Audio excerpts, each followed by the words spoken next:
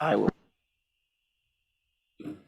Being as it's 10 o'clock, we are going to call the morning work session of the Klickitat County Board of County Commissioners to order. First on the agenda is Public Works Director, County Engineer Gordy Kelsey. Good morning. Good morning. We have one item on your consent agenda, and that is the updating the equipment rates for our equipment. So the attachment to that packet shows both this year's rates and the previous rates, so you can kind of see what was adjusted. One of the things that we've historically done is include repair costs, major repair costs, so that can have an effect on the general hourly rate. Other counties actually pull that out and make road directly pay for those costs so that the equipment rates don't get inflated artificially because of a repair on one vehicle. So if we've had repairs on graders, large pieces of equipment that are really expensive, $50,000 to $80,000. And when you do that, it inflates those rates the next year for the equipment. So I think we're going to look at next year when we change this to take those costs out, those large major repairs that actually inflate the cost for all the vehicles, because it's kind of a random thing, and it's really not a planned cost like most of the other costs in the rates are for just general O&M and depreciation and replacement cost. So I think we're going to change that next year, but this is how we've historically done it. So you kind of look at some of the larger pieces of equipment that we use all the time, the 5 and 10 yard dump trucks. Their rates are not too much different. Pickup trucks we've actually separated those into classes. So our supervisors put on about 35,000 miles a year in their vehicles. And so the cost goes up for those vehicles. So you kind of see that we've grouped those and their rates are a little higher accordingly. Our graders are fairly close. They were $72 previously an hour, and now they're $78. Whereas the 10 yard dump trucks were 56 or 57 basically, and now it's 63. 5 yard dump trucks were $77, and now they're $79 is the proposed rate. So do you have something on this list that I guess I would say qualifies for what you're saying being an extravagant number based on a repair? Is there something where you can point to on this list that kind of makes an example of that, or do we not have anything currently that makes everything? Everything? Yeah, because the large repairs, we throw a rock into a radiator. Radiators for 10 yard dump trucks are expensive, and so those kinds of costs, or a transmission goes out, and that pretty much across the board, except for on the specialty items, they don't get used as much. But the stuff that gets used, the 10 yard dump trucks, the graders, pickup trucks, those vehicles, those rates are higher because of those repair costs in that group. All of them, I'd say, across the board. Right. I guess I'm trying to figure out why you wouldn't want it in there if it's actually a cost of using the equipment.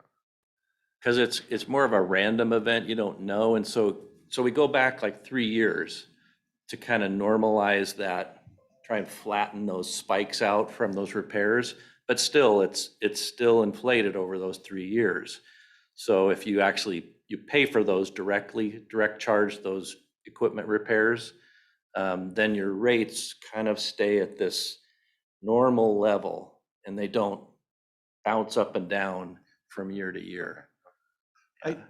If I may, I did have a question in here. The only one that jumped out at me, and I'm sure there's a reasonable explanation, was in the pickups, the facilities pickups.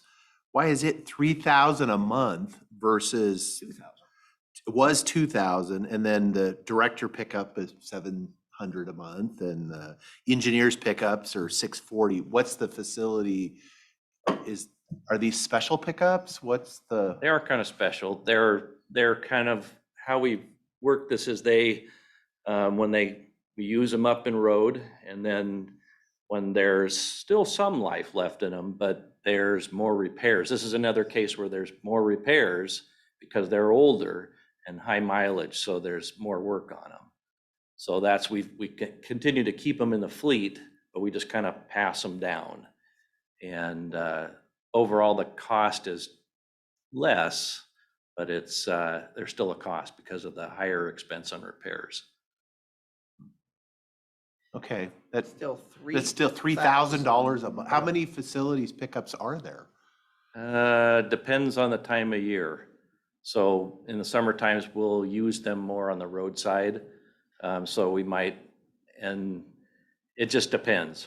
But they only have 4 or 5 guys, so yeah, that's how many there'd What's be. $36,000 a year? Seems pretty high. I mean, you could go buy a new truck every 2 years for that. Well, they have a couple vehicles, so I think it's like, there's like 3 that are, And that's This the rate. group is $3,000 a month for yeah, for the facilities group, pickup? yeah. Oh, so that's all 3 of That's them? all 3 of them.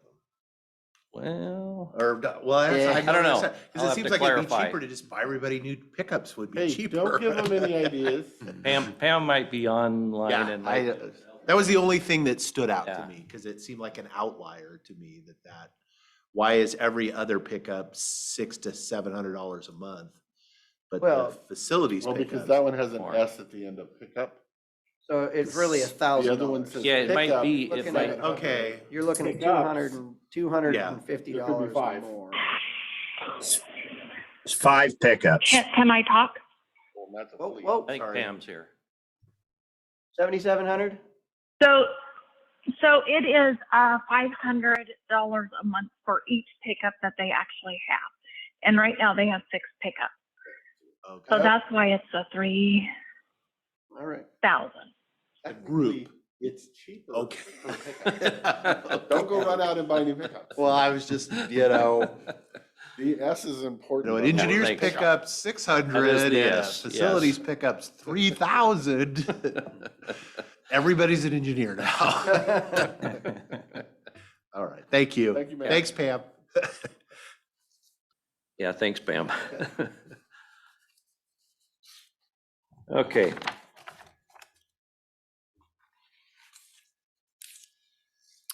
We have one pay estimate, and that's for the heating and air conditioning equipment at the Pioneer Center.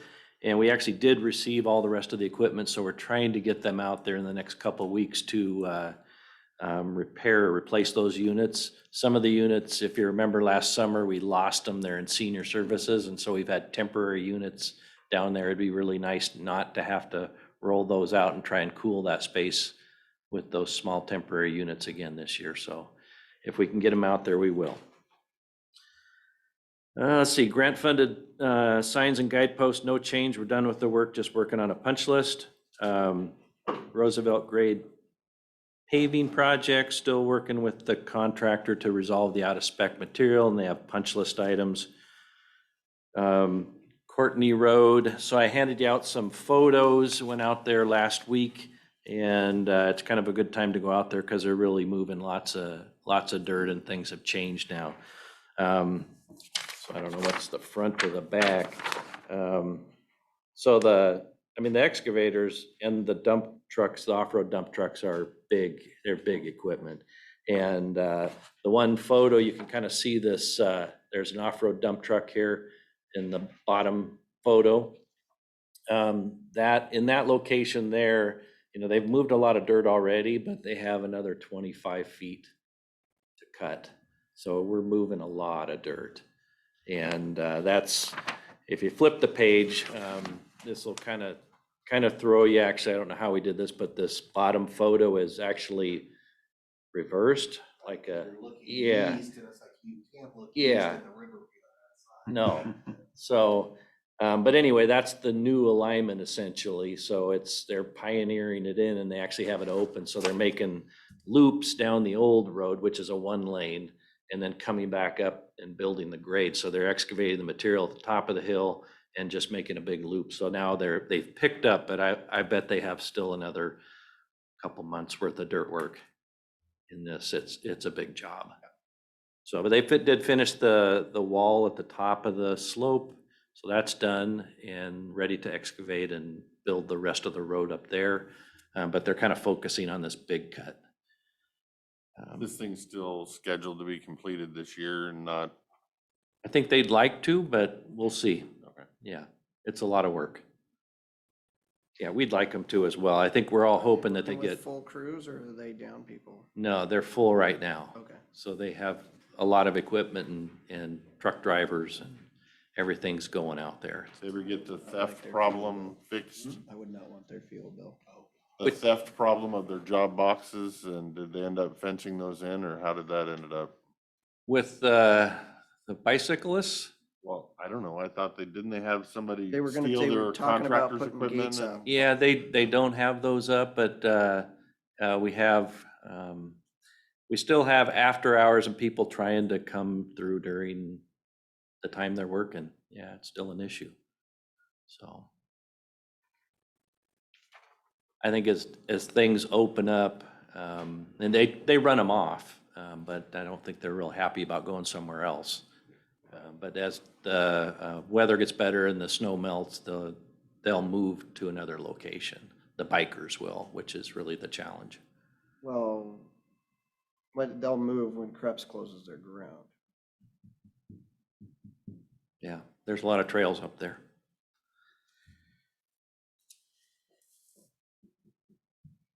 All right, on the road design side of things, we're working on finalizing the plans and specs for the Klickitat path. We're gonna have a contractor do the concrete work, and our crews will shape and pave the path. The courthouse parking lots, we're trying to get that out for advertisement this month. Got most of it together, so we should be getting out to ad shortly. Small Works guardrail, we're waiting on Frank Gurney to finalize some of the contract items, and some of the rail they're having trouble getting in. There might be a little bit delay getting in the rusted rail, Natina stained. It comes from one company in the United States and they're backlogged right now. Let's see, the bridge call for projects we submitted, and we should hear this fall at some time. We applied for a total of $6.34 million, 100% grant funded. So about half of that is a bridge replacement project. That's your list. So I'll let Yeah, you- so 3 million for a bridge replacement project, just under 600,000 for a joint replacement on list of 4 bridges, I believe. Deck seal on 6 bridges for a total of 950,000, and a bearing repair on, I think, 5 bridges, $1.8 million worth of work. So theoretically, you can get approved on one or all, you don't know, Yeah. you'll find out eventually. Yep. Yeah.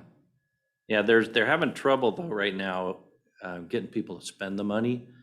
And so it's a good time to ask for money. And we have a really good reputation for actually Spending money? spending the money that we're given in the time that we're allotted to Building project. building projects. Yes, getting Walked things right into done. that, didn't I? Yes.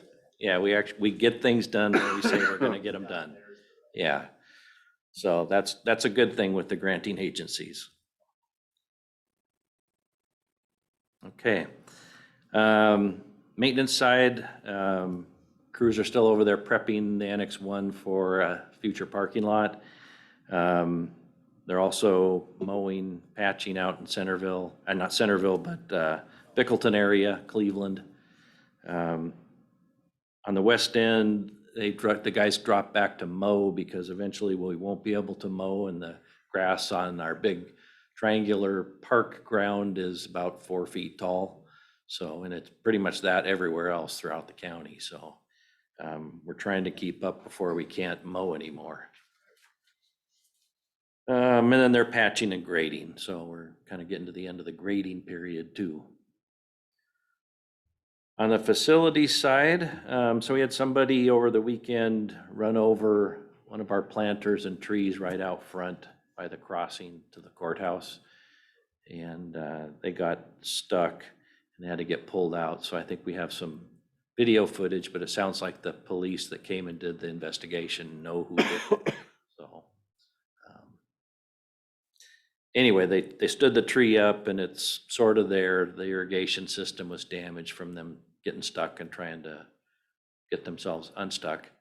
And so our landscaper comes tomorrow And hopefully they'll have material to replace the tree and fix what was damaged. And we'll kind of collect those costs separately so we can maybe recover that, maybe.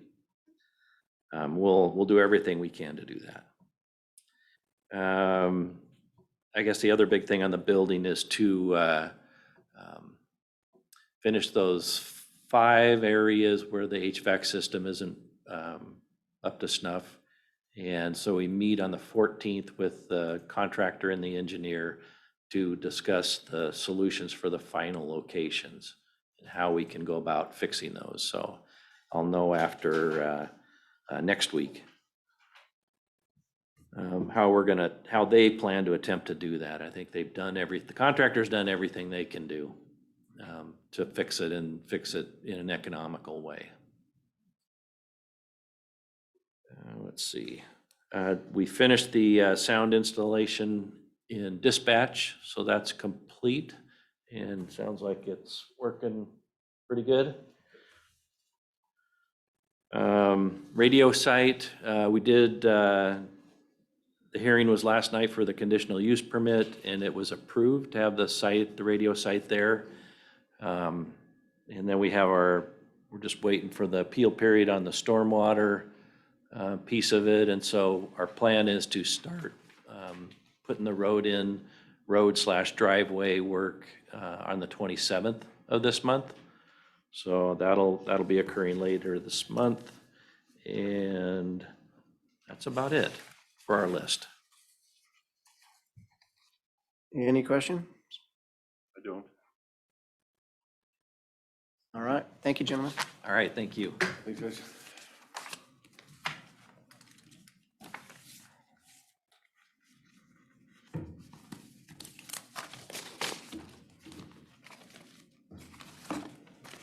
Have a good day. You do. We're a little ahead of schedule. That You- brick disappeared fast, by the way. The what? The annex brick. Oh, it did? He had, it was one pallet that he put out at the end of the lot back here, which would be behind where Juvenile was. And it was half brick and half those big glass see-through bricks. Mm-hmm. And I literally think within a day, I drove by and the pallet was gone, but I'm Well, assuming. probably one person went and picked Yeah, it up. that's kind of what I was thinking too. And you probably turn around and do some internet searching on Craigslist and probably find it for sale. I mean, those glass bricks are probably $10 a piece. Yeah. So that's my guess, is the first person saw it, back the truck up. Director King, do you have anything for us?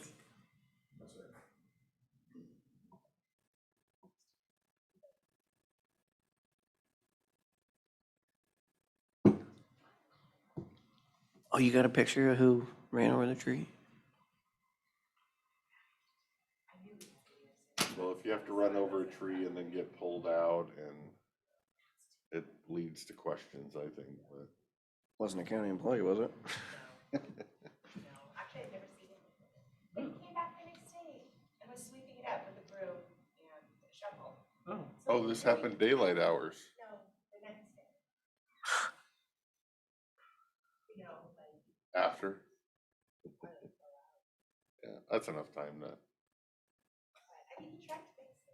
It's very admirable. I was like, well, that's really nice of you. Sorry about your luck. Everybody goes back to the scene of a crime.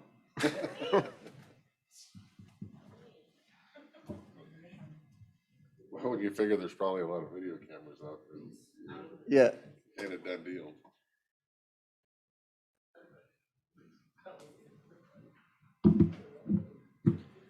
We are running ahead of schedule, so if you'd like to come on up and bring all the chairs for who wants to come in.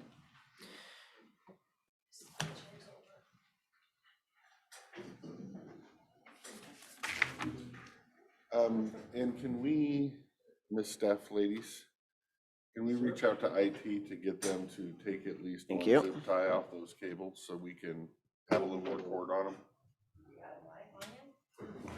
I wasn't gonna play with their toys. I'm staying out of that sandbox. I don't wanna get yelled at. That No, would if be they give us a "Oops, little now we more- gotta buy something else, right? Well, that's well, or they're gonna yell at me for touching their stuff there. Last time I went in their office, they removed my key card. Oh. So, yeah, no, I'm not gonna play with their toys. I just need those cables to be a little longer. Next up, we have the elected official update from Sheriff Bob Sunger. Thank you, and good morning, everybody. Good morning. Start out, there were a total of 2,250 calls for service from January 1st, 2022 to June 6th, 2022. In addition to the calls for service, deputies served a total of 272 civil papers during the same time period. On May 3rd, 2022, the Board of County Commissioners presented a proclamation designating May 11th through the 17th, 2022 as National Police Week. Since the first recorded death in 1786, more than 23,000 law enforcement officers in the United States have made the ultimate sacrifice and been killed in the line of duty, including 3 members of the Klickitat County Sheriff's Office. The names of the Klickitat County fallen are Sergeant Peter Garland, Deputy Michael McNabb, and Deputy Danny Vaughn. And the names of these dedicated public servants are engraved on the walls of the National Law Enforcement Officers Memorial in Washington, D.C., along with 619 new names of fallen heroes are being added to the National Law Enforcement Officers Memorial this spring, including 472 other officers killed in 2021 and 147 officers killed in previous years. I want to thank the Board of County Commissioners for recognizing and reading their proclamation designating May 11th, 17th, 2022 as National Police Week as part of the record for the Commissioners' meeting minutes. On May 12th, 2022 at 2 p.m., Klickitat County Sheriff's Office held Officer Memorial at the new Klickitat County Service Building Conference Room. We also held a candlelight vigil for the memorial on the front lawn of the courthouse. And I might add, that was a little windy, so the candles never did come. I saw. We tried. I again want to thank the Board of County Commissioners for allowing us to use the conference room at the new Klickitat County Service Building on May 12th for the Officers Memorial Public Gathering. Item 3, cougar attack. The family of a 9-year-old girl attacked by a cougar late last week in Stevens County, Washington, reported that she remained in intensive care Monday, but no longer in a coma. Washington Department of Fish and Wildlife reported that the incident occurred about 11 a.m. Saturday at a camp near Fruitland and said that the agency is investigating, and they later killed that cat. This little gal was in very, very serious condition in intensive care. The cat had punctured her skull during the attack. And attached to the deal there is an article on it and the photos of the little girl before and after the attack. I am proud of all the employees of the Sheriff's Office. I am also proud of all of our volunteer members of the Sheriff's Reserve Program and the Community Policing Programs, which includes the Sheriff's Posse Program, the Sheriff's Air Wing Program, and the Search and Rescue Program. All the Sheriff's Office employees and community policing volunteers are true professionals and a credit to and asset to the Sheriff's Office and to the citizens of Klickitat County. Without the Sheriff's Office community policing programs, we would not be able to provide the level of service the citizens are currently receiving. So at this point, if it's okay with the board, we'll turn it over to Under Sheriff Neer to report on his area of responsibility. After that, Chief Jail Administrator Carmen Knops on hers, and then Chief Civil Deputy Karen Ingles. All right. Move this over here so people can hear me. Get this out of your way. All right, I talk a little loud, so hopefully I didn't overpower the stuff. Good morning, and I've got a couple things to talk about. I'm gonna read you guys a couple of press releases real quick. This one released on May 22nd, 2022. Says on the afternoon of May 21st, 2022, a hiker called the Klickitat County Dispatch to report that he had discovered skeletal remains in a remote rangeland about 2 miles east of the John Day Dam. Detectives with the Klickitat County Sheriff's Office immediately launched a death investigation, which continued through May 22nd, 2022. The Washington State Patrol Crime Laboratory Crime Scene Response Team and the Klickitat County Prosecutor and Coroner's Office assisted in the investigation. The remains have been tentatively identified as Matthew J. Palmer of the Dalles, Oregon. Palmer was reported missing to the Dalles City Police on February of 2020. He was 26 years old at the time of his disappearance.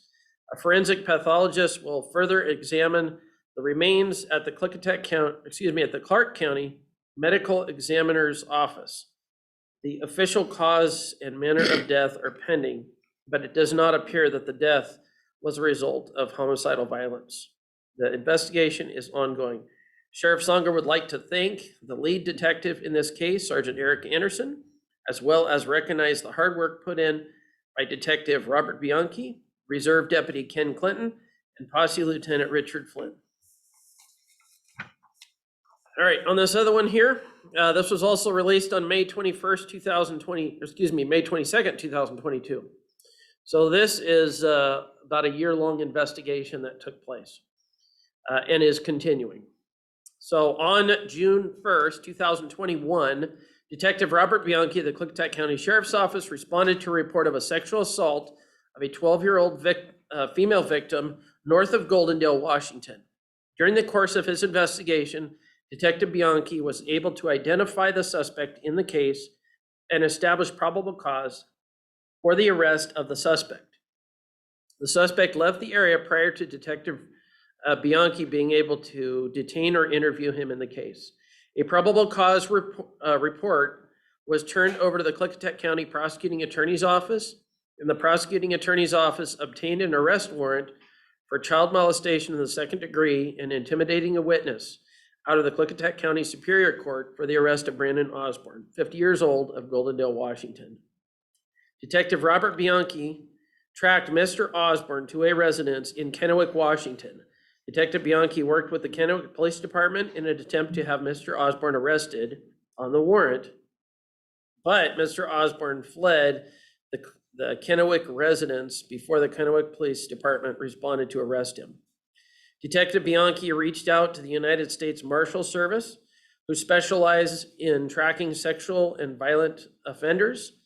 The Marshal Service tracked Mr. Osborne to a residence outside of Spokane, Washington, but Mr. Osborne fled that residence prior to the Marshal Service arriving at the residence. Detective Bianchi suspected Mr. Osborne had returned to his residence north of Goldendale, and over time received information to support his suspicion. Detective Bianchi and Reserve Deputy Ken Clinton of the Klickitat County Sheriff's Office spent numerous hours interviewing witnesses, conducting surveillance, and coordinating with the Marshal Service in an attempt to confirm Mr. Osborne's location. Additional information came into the Sheriff's Office from numerous sources stating Mr. Osborne was armed and was telling people he was going to shoot it out with the Sheriff's Office if they attempted to arrest him. Pilots with the Sheriff's Office Posse Air Wing conducted multiple flights over Mr. Osborne's residence in an attempt to get better information on the property, as well as attempt to locate Mr. Osborne. On May 18th, 2022, Detective Bianchi applied for a search warrant from the Superior Court of Klickitat County, and the warrant was issued by a judge directing law enforcement to search Mr. Osborne's Goldendale residence for Mr. Osborne. On May 19th, 2022, the Klickitat County Sheriff's Office, the Klickitat County Sheriff's Office Posse, the Washington State Patrol, and 2 fugitive task force teams from the United States Marshals Service executed the search warrant on Mr. Osborne's residence. Mr. Osborne was found hiding inside the residence and was taken into custody without incident. Mr. Osborne was transported to the Klickitat County Jail, where he was booked on the outstanding warrants. Mr. Osborne's bail was set by the court at $250,000. In addition, Mr. Osborne also had a second warrant for his arrest for a violation of protection order of the East District Court of Klickitat County with a $10,000 bail. Sheriff Songer wants to commend Detective Bianchi and Reserve Deputy Clinton on the incredible job they did on investigating and following up on this case. Sheriff Songer would also like to recognize the great working relationship the Sheriff's Office has with the Washington State Patrol, as well as the United States Marshal Service. Sheriff Songer would like to thank the Sheriff's Office Posse Air Wing, whose members volunteer their time and airplanes to fly for the Sheriff's Office at no cost to the taxpayers. Great job, everyone. That case is still continuing and additional victims have been identified in this. So there'll be more coming out on that.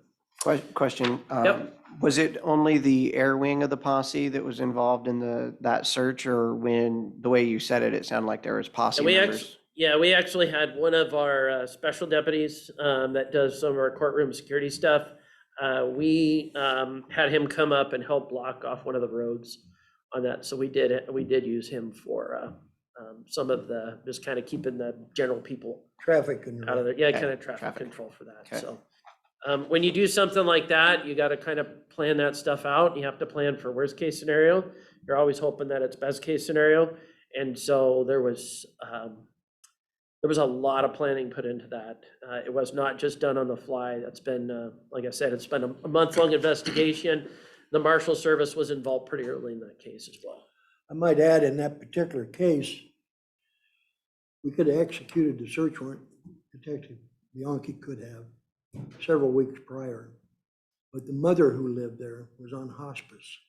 She's in a hospice bed. So out of consideration for the family, Detective Bianchi didn't think it'd be appropriate for us to make a forcible entry into the residence on a search warrant with her laying there in a hospice bed. After she passed, a couple days after she passed, that's when the search warrant was executed. Yeah, there were people sharing information with us on stuff that was going on. So after she had passed, then additional information came forward, and they had enough to really for sure know that he was there. So May 10th and 11th, myself, Karen, Carmen, and two of our sergeants attended the public information officer training. It was hosted by the Goldendale Police Department. And by the Goldendale Police Department hosting this training, they got so many people that could attend it for free. So they had one of their sergeants, Leo Locatero, attend the training.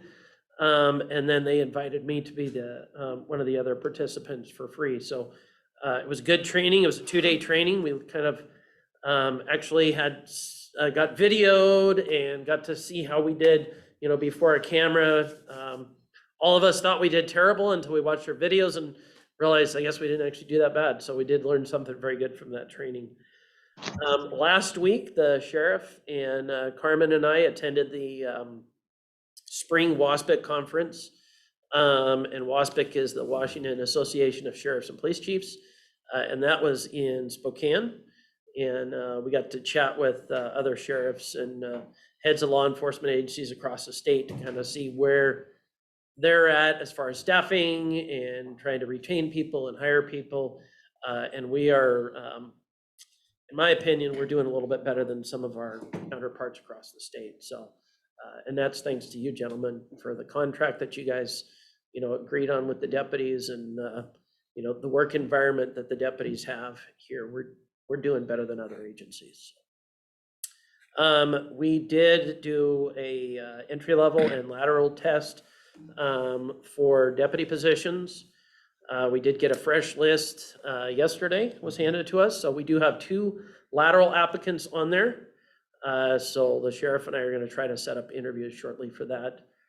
We've been waiting for a while for the criminal records specialist list. We did get an updated list, so we're gonna also reach out on that. Question, laterals, Sure. are they coming from big cities to No. small counties, or are they Nope. rural to rural? Rural to rural. Yep. We have 2 on that list. We know both of them, so Okay. we'll reach out and see how things are at. As far as entry level, all of our entry level applicants are local as well, throughout our county. So we do have, there was one that was White Salmon area, and I think the rest are up in this general area. At least 3 of the 4 other ones are. So we're doing pretty good. What about our new hires? Do we have a time to send them to the academy yet? I think we're just, we have all the paperwork now, so I think we're just waiting for the academy to actually get back to us with a start date on those 2. We have one in the academy, and he'll be graduating, I think, about a month from now. So, and then from there, then he'll do his field training, and that's about 3 months long. So we're getting there. We're not doing too bad. Are other jurisdictions at your meeting, are they having a hard time getting people into the academy? Oh, yeah, yes. They're having trouble just getting people to apply. And then once they apply, then you've got the background investigations, and we've had those conversations already that, it's not like it used to be. I mean, it was rare when you'd have somebody fill out of a background because people were preparing themselves. We don't have that today. I mean, we've talked about a number of people that have applied that they get to the end and they just don't pass the background, or the polygraph or the psychological exam. There's something in there that prohibits a lot of that stuff. So we're doing okay as far as the road is. I think Carmen will talk a little bit about the jail. And can I where they're at. interject? Yeah. When I contact the academy, I usually do hey, we're a rural area, we only have so many deputies. Can you bump us to the top of the list? And they've been very compliant for both the jail and patrol. So in this case. No. We have to Oh, send isn't them a that box so of nice of cookies you? Once in a while, that's fine. In this case, Yeah. whining works. So, Yeah. um, No, we've been, I would say we've been lucky. I mean, it's not an ideal situation, but we're making the best out of it. And I think everybody's really stepped up and helped us out with that. So. Go ahead. Good morning. Good morning. Well, once again, as you well know, the Corrections Division is transitioning to a staff shortage with the resignation of Corporal James Saunders and Corrections Deputy George Sendejas. Thank you. Same. Corporal Saunders will be moving to Florida where he can enjoy raising his son and we hope enjoy the sunshine that he has missed by living in the 4 walls of the jail. Corrections Deputy Sendejas has accepted his new position as the new code enforcement officer and will not be far away. We wish them both the best on their new endeavors. I want to make a note that adding to our staff shortage, we do also have one of our corrections corporals will be out on paternity leave. Tentatively, that will start July 4th and end October 4th or somewhere around there. It's going to take the full 12 weeks. It could happen sooner. We can't control when babies decide to arrive. So, which makes me happy because it means my grandchild will be here sooner than later, maybe. On June 21st, the Civil Service will be conducting a new corporal test. With Corporal Saunders leaving, that will leave us an open vacancy. Our current corporal list is expired. The test is not easy and it focuses a lot on the laws and the general knowledge. It's important to be the leader in the jail. I know that I should anticipate at least 2 to 3 people taking that test. Fingers crossed. Training for the jail. While I was at Waspic, I had already arranged for training for Sergeant Gillum, Corrections Deputy Kathy Jo Randall, and Corporal Walter to go to Mount Vernon for a first ever corrections tactics seminar.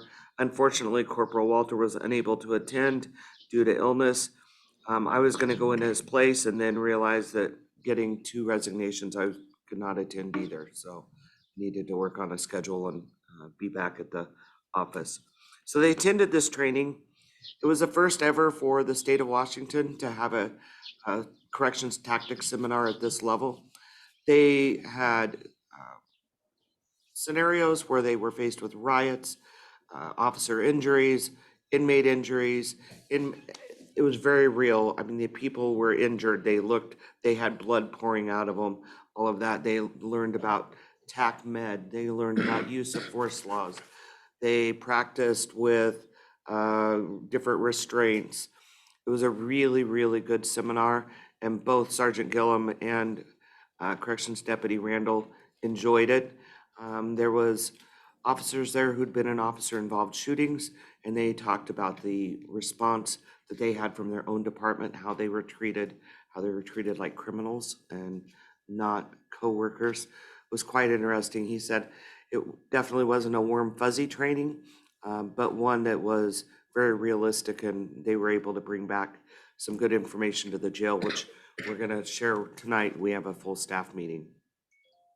I'd like to host one of these trainings in our area so that we can get people on this side maybe to be involved, and I look to do that hopefully maybe in the fall. Summer is going to be a little tight with lack of staff. Corrections deputies also attended firearms training at the range. They did not only handgun but rifle training as well. Firearms are not permitted in the jail, but we are armed anytime we're outside of the jail for any transports or court security or anything that they do outside of the jail. Rifle training was important. This is the first one the jail's ever participated in. We were able to get ARs to use for our transports. And while some might not, the jail is responsible, of course, for transports, and those are not necessarily the safest places to be out on a road that's desolate, no communications by phone or radio. So it's important that we be sufficiently armed to protect not only ourselves, but the inmate as well. Because we don't know who we're going to encounter. We don't know if we could be ambushed along the way. We're not always taking grandma and grandpa to jail or the mom and pops. We are taking experienced criminals to and from prisons. So it's important that we be well protected. Hopefully grandma and grandpa, that's okay.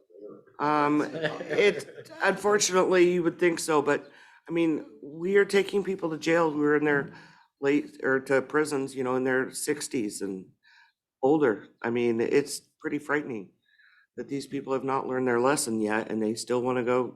I don't know. I don't find jail that appealing to me. On that side anyway.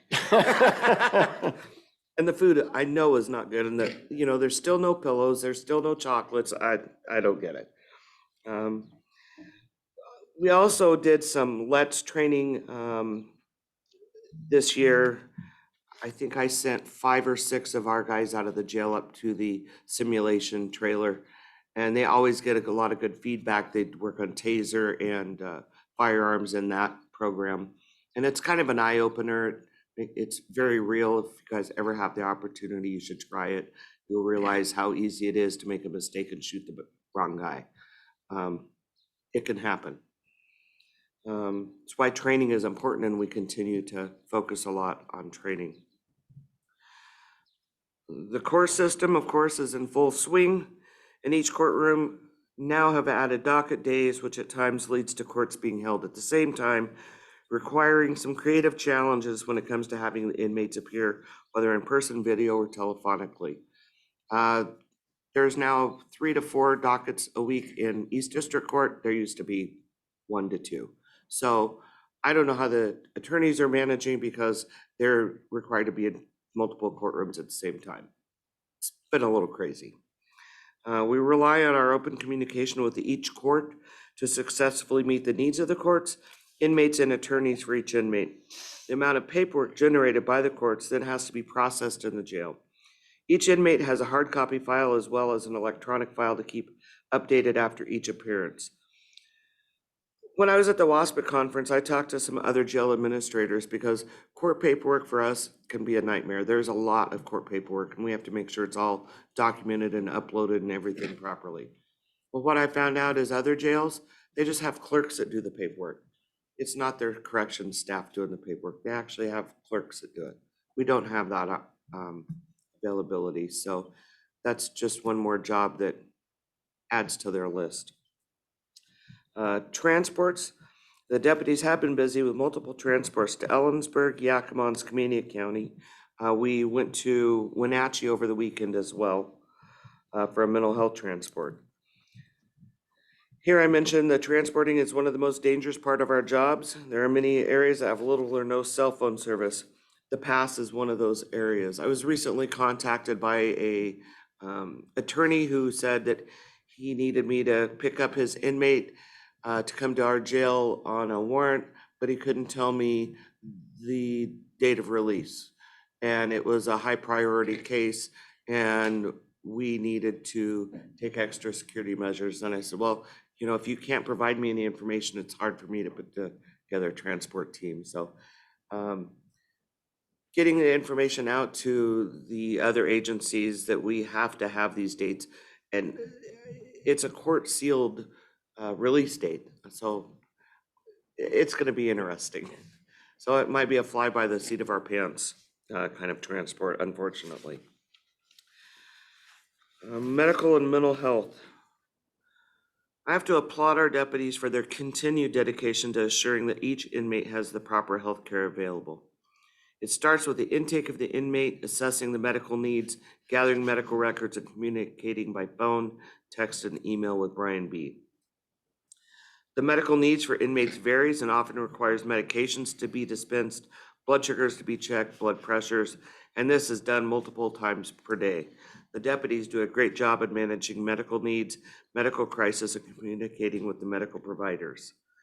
We often see dental issues, so we make dental appointments. We make medical appointments. We're calling the ambulance.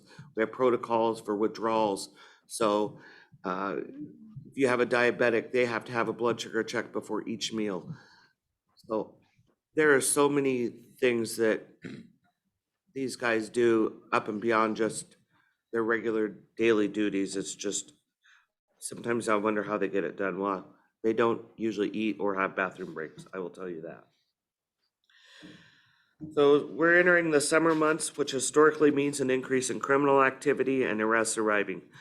The shortage of staff, scheduled vacation, and employees on leave will severely impact our daily operations. The schedule will be challenging to cover shifts and require numerous days of overtime and quickly lead to burnout. I'm working with the civil service to schedule another test for corrections deputies. However, it will takes nearly a year from hire date to have that person successfully working shifts on their own. We still have 2 awaiting academy dates, one that is still in the hiring process, and now 2 openings.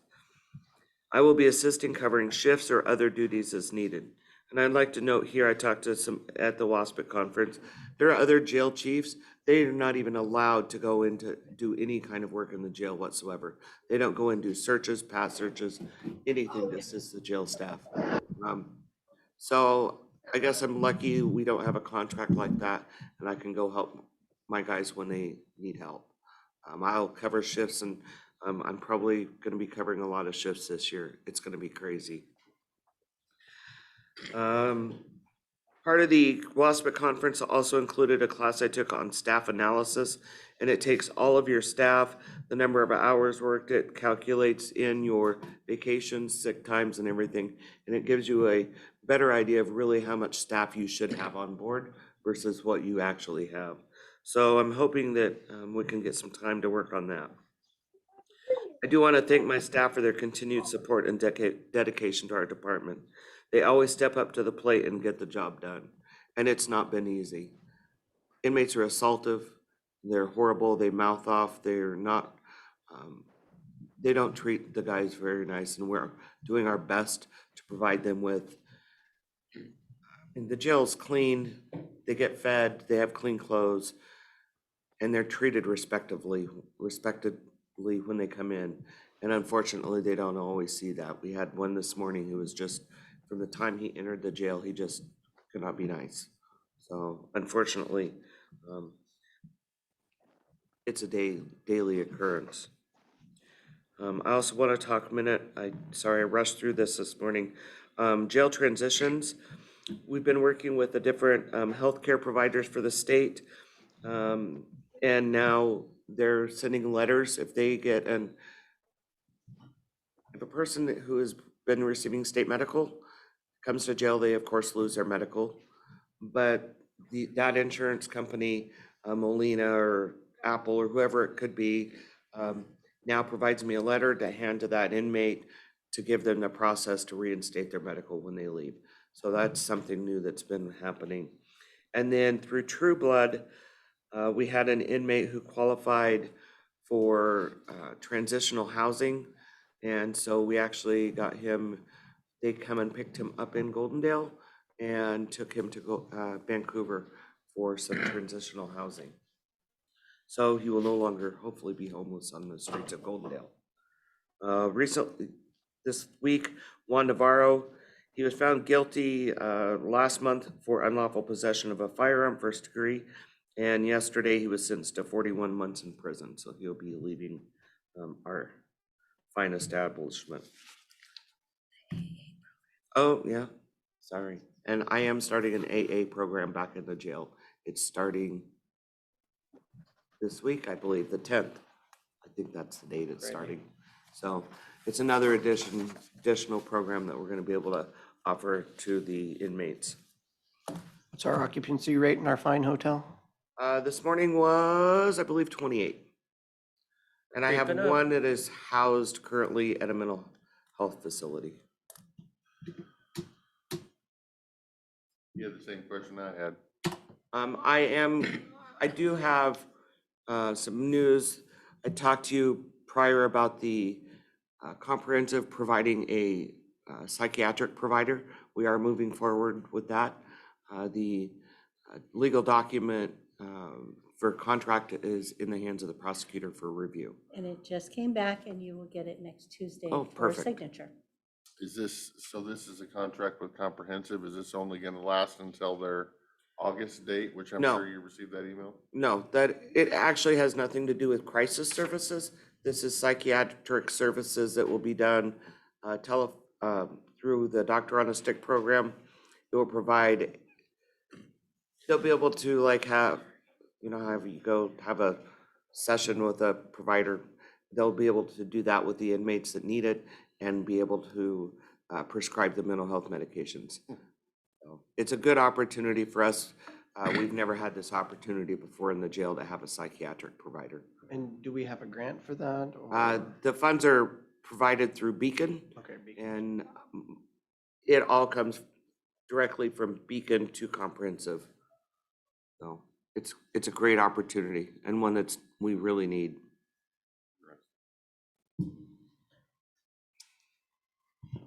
Good morning. Good morning.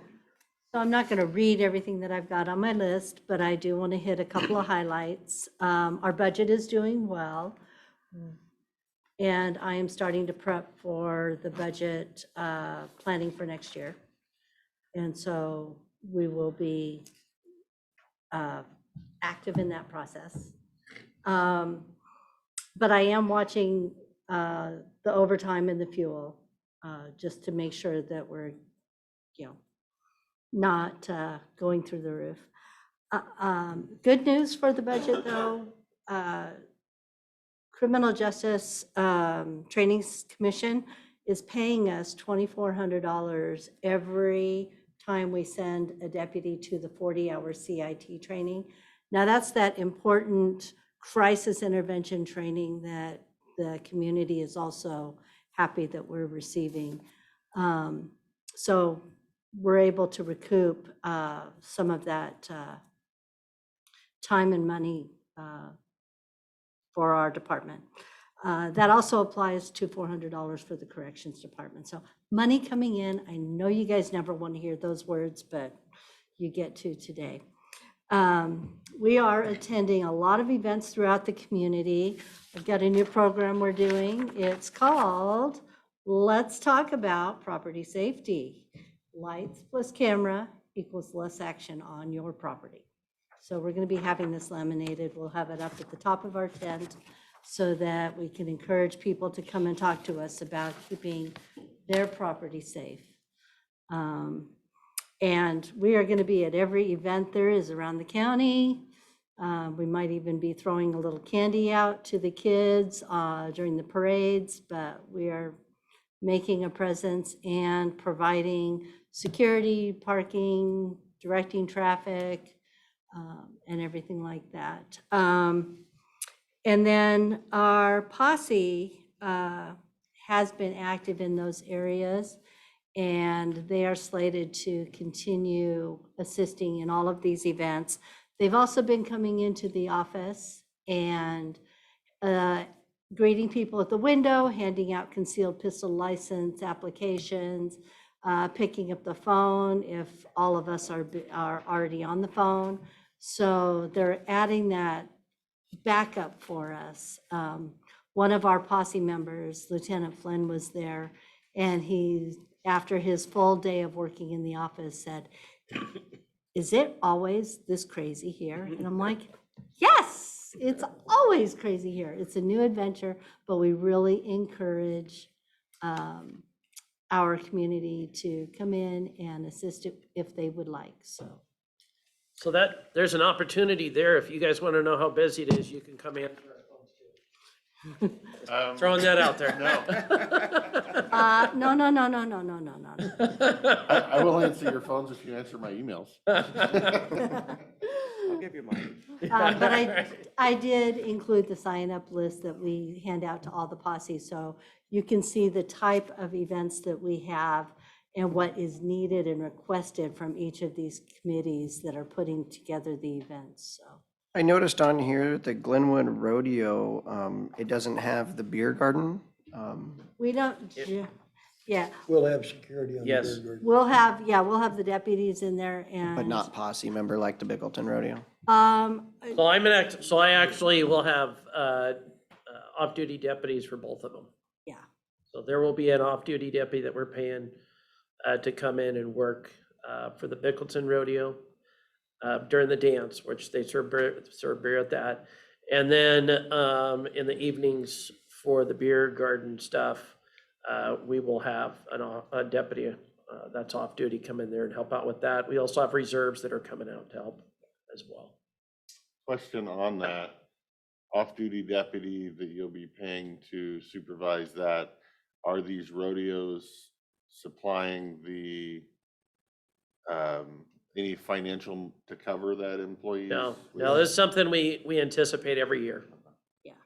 So, and I think last year we couldn't get anybody at the Bickleton one, and I think we've talked before about some of the incidents that happened as a result of that. So I made sure that was a top priority this year. Sometimes it's cheaper to pay one employee's salary than 3 people responding to an incident. Yes, well, and that's the thing is if we don't have a deputy working there, then you're gonna have to pull somebody from the road, and we're already, slightly short at the moment. So it would just make things worse.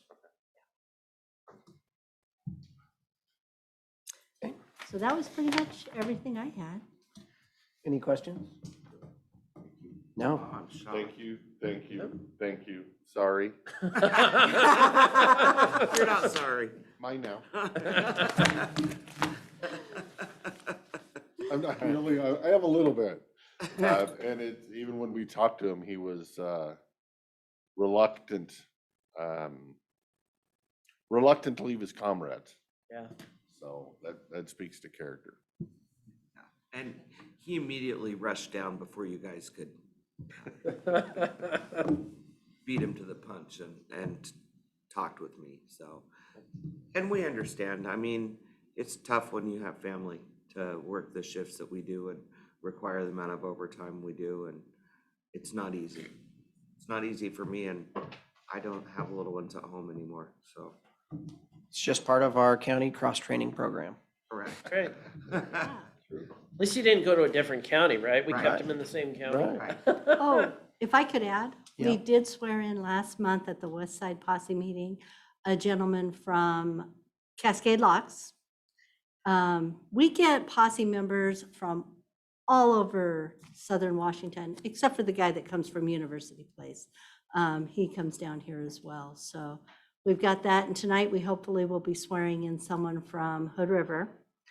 A number of national sheriff's agencies are giving us some promos with our posse because we're one of the few large working posses around the country. And we were reached out from a department down in in Australia who wants us to help them coordinate their working posse. So what we're doing is making a difference in our community and increasing our law enforcement ability, and other agencies recognize this nationwide, and they're starting to mimic our program, so. Volunteerism as a whole is going down. And so the fact that we have been able to build the posse from nothing and build it to what it is absolutely amazing. So, especially those that are on fire departments know it's getting harder and harder to get firefighters to come and volunteer. Volunteerism as a whole nationwide is following that trend. How many total posse members do we have now? 148. 48. And then, how many do you guys have an internal plan on turning more of these posse members into reservists so that? That's really up to the individual. There is a significant difference in commitment and training. And so it's really up to the individuals. We have been very successful. We've had some come out of our posse program. And as we all know, we've had some go full-time, and we've had some go into our reserve program, and then they ended up getting hired full-time at other agencies. So that's a great way to recruit, get some younger folks that are interested in volunteering. They get to see what the sheriff's office is about. You know, they're homegrown, they're from Klickitat County, born and raised. And then they really, have an interest in law enforcement. They take that step, and it's another way to bring more applicants that are local to the sheriff's office. And those are the ones that stick around. You're not just gonna hire them, put them through, and then they go look for the first bonus they can to make $20,000 or $25,000 just to walk into an agency that then probably pays double what we do. So I think it's a great If I may, success. how do you, I didn't realize we had posse members that were outside of Klickitat County. Oh, yeah. Yeah. So how 7. do you, like, is there any concern as far as the training because the laws are different in Washington than they are in Oregon there, as far as the people that would be the concern I would have. Yeah, so they're volunteering in Klickitat County. It's not they're, a posse member for Klickitat County and they go to Cascade Lock and, No, I'm not saying, I understand So there's- that, but there's I a would lot be of stuff. more, like, I am somewhat familiar with the laws in Washington, but I'm not and there are certain things. And so if I was volunteering in Oregon, I would have to understand the differences between, so that I didn't make a mistake. So how Well, do and we? we provide training, so tonight's training for our West Side Posse member, and any of you are welcome to attend our training at any time, Sure. is assisting with the public, so how to interact with the public. So we try to keep it toward what their activities are, not what Tim's activities are on the road or Carmen's activities are in the jail. And I would say, I've attended many of those trainings as an ex-posse. I think something that this board and the public also needs to remember, as long as things haven't changed, is posse is mostly observe and report. You Yes. don't get to pull somebody over. You don't get to question a suspect. If you see something, say something, and then Tim will go do his job. Yeah. What Karen's talking about is. It's your evil twin. Yeah, that's that ass that we found earlier in that other meeting. Yeah, threw it over here. Is so when they're doing parking and they're communicating with people and shuttling people, I think that's what she's Yeah. going for, not that they're interrogating somebody for DUI or something. No. And if someone steps out of line, the sheriff deals with it right away. It is not something that, we'll just talk about it and let it slide. No, He deals with it immediately. So remember, the posse is basically a giant rural neighborhood watch. And that is what they do. They watch around their neighborhood. When you're driving to and from your properties, you're keeping an eye on your neighbors, whether you notice it or not. Hey, that gate's open and it's always closed. Maybe I should notify the landowner. Did they mean to keep this gate open? And all their 150 cows are across the street, by the way, eating Dan's property. But that is a lot of what happens, and we have a lot of specialized people that, we've got people who specifically stay on the river and assist with the kayakers. We've got one guy who's got the flatbed boat that can go up the Klickitat. We've got, let's see, a couple of people up in Trout Lake that specialize in loose livestock and getting them off of the roads to keep the roads safer, and contacting the landowners. So not everybody is interested in doing parking or coming to events. They're not interested in being little minions for Tim of being a deputy law enforcement officer, being on the road. They're interested in meeting the public, handing out brochures. A lot of them love to hand out the stickers to kids, at the deputy badge stickers at the fairs and rodeos. They Really, like- Go ahead, I'm sorry. well, really what it gets down to is community policing. Citizens working with law enforcement in various activities and assisting law enforcement. Because we have 19 sworn deputies, period, for this county. And that's 22,000 roughly in the county. And then some of them say, well, you can subtract the city out of that. No. Sheriff has authority throughout the entire cities that are incorporated.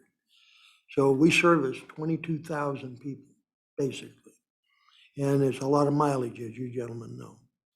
So yes, we're very proud to bring on members, we call it the posse, you could call it community policing officers, or whatever you want to call it. The fact is they're volunteering to help us in the community to provide a service to the citizens. And I think it's a great program, and obviously other agencies throughout the state and throughout the United States have contacted us asking to send them our policies and procedures and how to set up these programs. And as Karen just mentioned, a gentleman out of Australia, which I thought was a real coup as far as reaching from Australia, wanting to know about our program and stuff.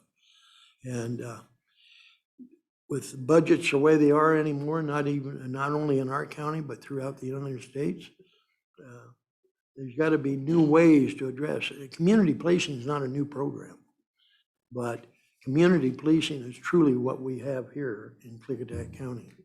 And we'll have people that support it very strongly. We'll have people that think it's a bad deal. But bottom line is, as far as I'm concerned as sheriff, we're going to have community policing working with us. I think it's a good deal, and it's very positive for our department, not only for the sheriff's office, but for the entire Klickitat County. And I always encourage people, those who are naysayers that have a problem with our posse or think they do, I'm more than willing to sit down and talk to them individually or as a group and explain what the posse actually does and what it's all about. And I think by doing that, we'd win a whole lot more people over. I know when I first started the posse in 2015, oh my gosh, all kinds of rumors are going around. Sheriff has gone nuts. He's got posse members out there. They're going to hang people from trees, all kinds of nonsense. Now we have people from different organizations. Sheriff, can you provide a couple posse members for our event? And so you got people now that realize that they are a community policing activity, and they support it pretty strongly. So anyway, it's a program that's been successful, and we want to keep building on that. Any other questions? I'm good. All right, thank you all. Thank you. Next up, we have the continued discussion regarding crisis services in Klickitat County. I believe Director Quinn is online. Yep, I'm seeing her. Yeah, I'm here, sorry. All right, we can hear you. Good. Well, I think we've all got the letter. And we haven't had a chance to have a discussion about the letter or how we want to respond. I know, Carmen, you weren't here for the meeting that we had with Comprehensive. Did you get a chance to review the record? No, I have not gotten a chance to review. I did log on that day. I left my training at Waspata and I logged on for over an hour and of course it was delayed. So I apologize. I did attempt to attend. Well, we apologize for not being on time. Wasn't your fault. Guess the question goes is, and how far we want to have this discussion on where we want to go. Director Quinn and I met with Leah from Beacon last week and had a really good conversation and sat down and got to see the numbers that Beacon sends to Comprehensive in all their different roles, because, you know, we're just, as I think we understand at this moment, Comprehensive is only stopping their crisis services. We haven't heard anything about any of the other services offered in the county that, you know, they have their buildings and 12 or 13 staff members. So when it comes down to crisis services, that's what we're going to have to figure out a way to deal. Director Quinn, do you have any thoughts on direction from here, first steps? Yeah, so I think that, so we have 2 months to kind of look through this. We have till August 6th. I think that's important to Aaron, can you remember. get closer to your microphone, please? Ugh, how's that? Is that better? No, we'll turn it up on our end. Okay. I think that's as loud as I can go.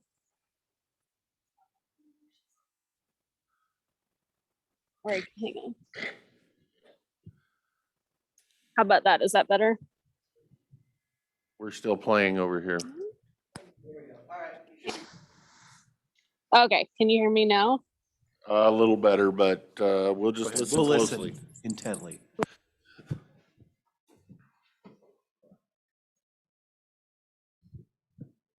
Did we lose you? Bet you she tried to turn it up and press the wrong Turned button. it off. Okay, that makes me feel better. I've done that before. Like, damn it. I blame it on my big thumb. Yeah. All right, what do you got, Dan? While we're waiting for her, a very telling part of this letter that they sent is when they had this meeting with their partners on April 19th that they took away, that the hospitals are trying to build up their services. We recognize that the hospitals want to grow their service, but it also Sorry, I'm back. Can you hear me better now? doesn't want to only do crisis. They want to do the other one, like the other one's more lucrative. And they, you know, so why they try to put this on, this being a very upsetting meeting for them that caused them to create this. I think it really comes down to it's not in everyone's best interests to have fragmented care. I think this was coming regardless of this meeting or not. Personal opinion. Go ahead, Aaron. Can you hear me now? Is that Wow, better? There we go. There we go. You found it. Sorry. Yakima. Yeah. Well, I'm closer to there than I am there, so. I think it's important that we remember we have 60 days, and I think everyone saw the writing on the wall, but hasn't actually had the conversations about what that's going to look like, and that it's going to be important to talk with all of our healthcare partners. So I'm going to speak with both hospitals and the North Shore administrators tomorrow, just to see what their sense is and what they feel, because they do offer behavioral health support in the community. In their opinion, I think moving forward is going to be incredibly important for the plan that we make. I think that initially we have, again, 60 days. We're going to have a short-term plan. We have to have a solution that we're going to have to implement August 6th or before if we're super lucky. But that we need to really look at what our long-term plan is. I don't expect that our short-term solution is going to be our long-term solution, but that our long-term solution is going to take a lot of planning and a lot of community partners at the table to really understand what the community wants this to look like, because we have an opportunity to do something different than we've done for the last 20 years that honestly will likely better serve our residents. Can I step in real quick? I took the opportunity last week, I worked at the West End office and spoke with Judge Baker also on the crisis services ending for the county. I think when we talk about meeting with people, I would recommend that we have a complete stakeholders meeting. There's a lot of us involved who were affected by this, by the crisis services. And I think it's important if we could all come together in one place, including Gina Mossbrecher. We had a conversation with her last week, or maybe this week, because she's able to maybe find us some funding and stuff, and it is time to think out of the box for our crisis services. Judge Baker recommended maybe a new kind of health district, maybe a mental health district. We really do have to get everybody on board to come up with some creative ideas to cover the crisis services. The judges, the hospitals, we're all involved. So, and the other law enforcement agencies as well. So, I don't have a solution. I don't know. Maybe we all need to go to school and become crisis counselors. Carmen, I nominate you to go to school first. They would probably throw me out. If you love it, I will go to class next. I do think that I'm not surprised by the letter. I do apologize again for not attending the meeting. But Aaron, if you talk to the other hospital organizations and North Shore, they are building their behavioral health services. And I know there's reasons why they can't do crisis services, and it has to do with licensing and a whole bunch of red tape and stuff like that. Because I'm working currently with KVH's behavioral health. They come in and do 2 classes a week with the inmates. And they can do some evaluations through set evaluations and stuff, but they don't do the crisis for us, so. Yeah, so actually, Carmen, thanks for bringing that up because I did forget to touch on that. So, when we're looking at solutions, one of the important things is whoever steps up to the plate has to be a behavioral health agency. So it's a licensing thing. My understanding is that KVH is not, don't quote me on that, but I think Carmen, you're saying the same thing. And then, it's an application process. So either we have to find someone that has that designation or that license, or we have to explore what that would look like for ourselves. The other thing, Carmen, that you spoke about that I wanted to touch on, because you talked about community stakeholders, and I'm biased, so I get hyper focused on the health side of life. But I believe that I have a community organization that potentially is interested in being kind of the clearinghouse to get all of the stakeholders together, which clearly the jails, the schools that you talked about, other law enforcement, hospitals, clinics. I'm sure I'm forgetting a lot of people that are just absolutely completely invested. All the people that showed up in the room at the meeting the last time, senior services, dispatch, all of those folks need to be at the table. And I'm hoping to find someone that wants to get everybody in the room together. I might have someone, but if someone else wants to volunteer, that would be fabulous too.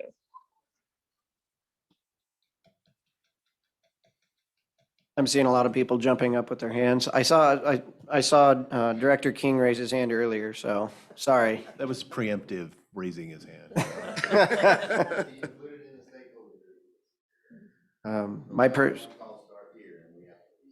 Yes. Right. Commissioner. I think as much as we really didn't want to do this. I think this can be an opportunity for us. We know the system was not working the way it was. Right. We were trying to fix the existing system, and that's not going to happen now. So we're going to do something else. And I think I think this is a golden opportunity for us, mental health services, mental health, all of this stuff is, the community is really interested right now in this topic. And I think we have a chance to try something different, something new that, we've been in this our approach has been the same for the last 20, 24 years ever since we did this. And I think we need two different strategies as far as the short term, because 60 days is 60 days. And Right. on January 6th, or January, I wish it was August 6th, that's a different date. When people are calling 911, we need to know, the dispatchers need to know what we're doing, and so we have to have something ready to go prior to August 6th. I think we are not going to be able to implement anything as far as a big long-term thing in the next 60 days and have things up and running. And so I think we do need to come up with what are we going to do in the short term? Because I do want to take the time necessary to get all those stakeholders, because all of those people that everybody's mentioned, we all have a stake in what's going on in this county as far as the mental health services in the county. And it's going to take a little time to get everybody, and we do need someone to facilitate that, because people have very strong opinions about this topic.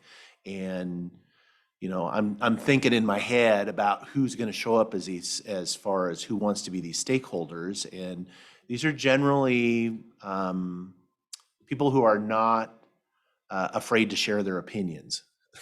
And so I don't know anybody like I don't know that. anybody like that. And so I think somebody's got to ride herd on it. Otherwise, we're not going to get anything done. People are going to be milling around as far as in their own opinions. And so we definitely need somebody that's going to be able to facilitate that, and let's come up with a plan and have some understanding as far as what's realistic too.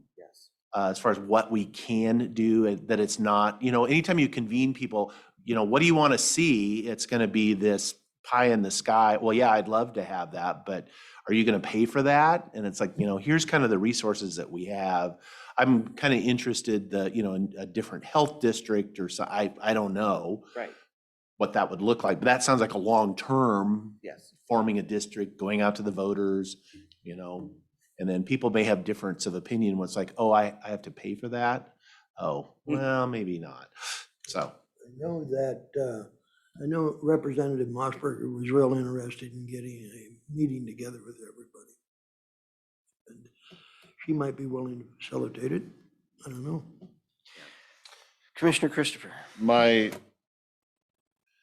interest for the person to facilitate this needs to be a realist. Needs to be a mediator, needs to be non-political. Because I think when you bring the political aspect into it, it could get messy. Because I think we do have an opportunity to improve our mental health, but we also have the opportunity for it to get far too pie in the sky, as you were saying, that, then it turns into crisis beds, and it turns into, well, I can get you funding for a facility, you just have to pay the $2.3 million to operate the facility every year, and we don't have that. So it needs to be, everybody needs to be on the same page and understand that we can make it better, but I don't see us turning it into Club Med anytime soon. And whoever we choose to facilitate that meeting, I hope we choose a mediator that is a non-political entity, and I don't mind people who are running for office being there. I just don't want them to be in charge of it. So I will say, the short term and that's 60 days. And I think that needs to be a much smaller group about how we're going to ensure that we have the DCRs on our list that can provide the service that we can ensure that they're going to get paid through a health, organization. That likely won't be the health organization in the end while we work on a bigger plan. The question is how long will that short term be? Will it be 6 months? Will it be 1 year before we create whatever it is? We all know that likely it will be the county. And with that thought that we will likely be that, I think personally that the county should be the ones that facilitate that big meeting, because people are going to be pointing, this is what we want you to do. And likely we're going to be intimately involved through that process.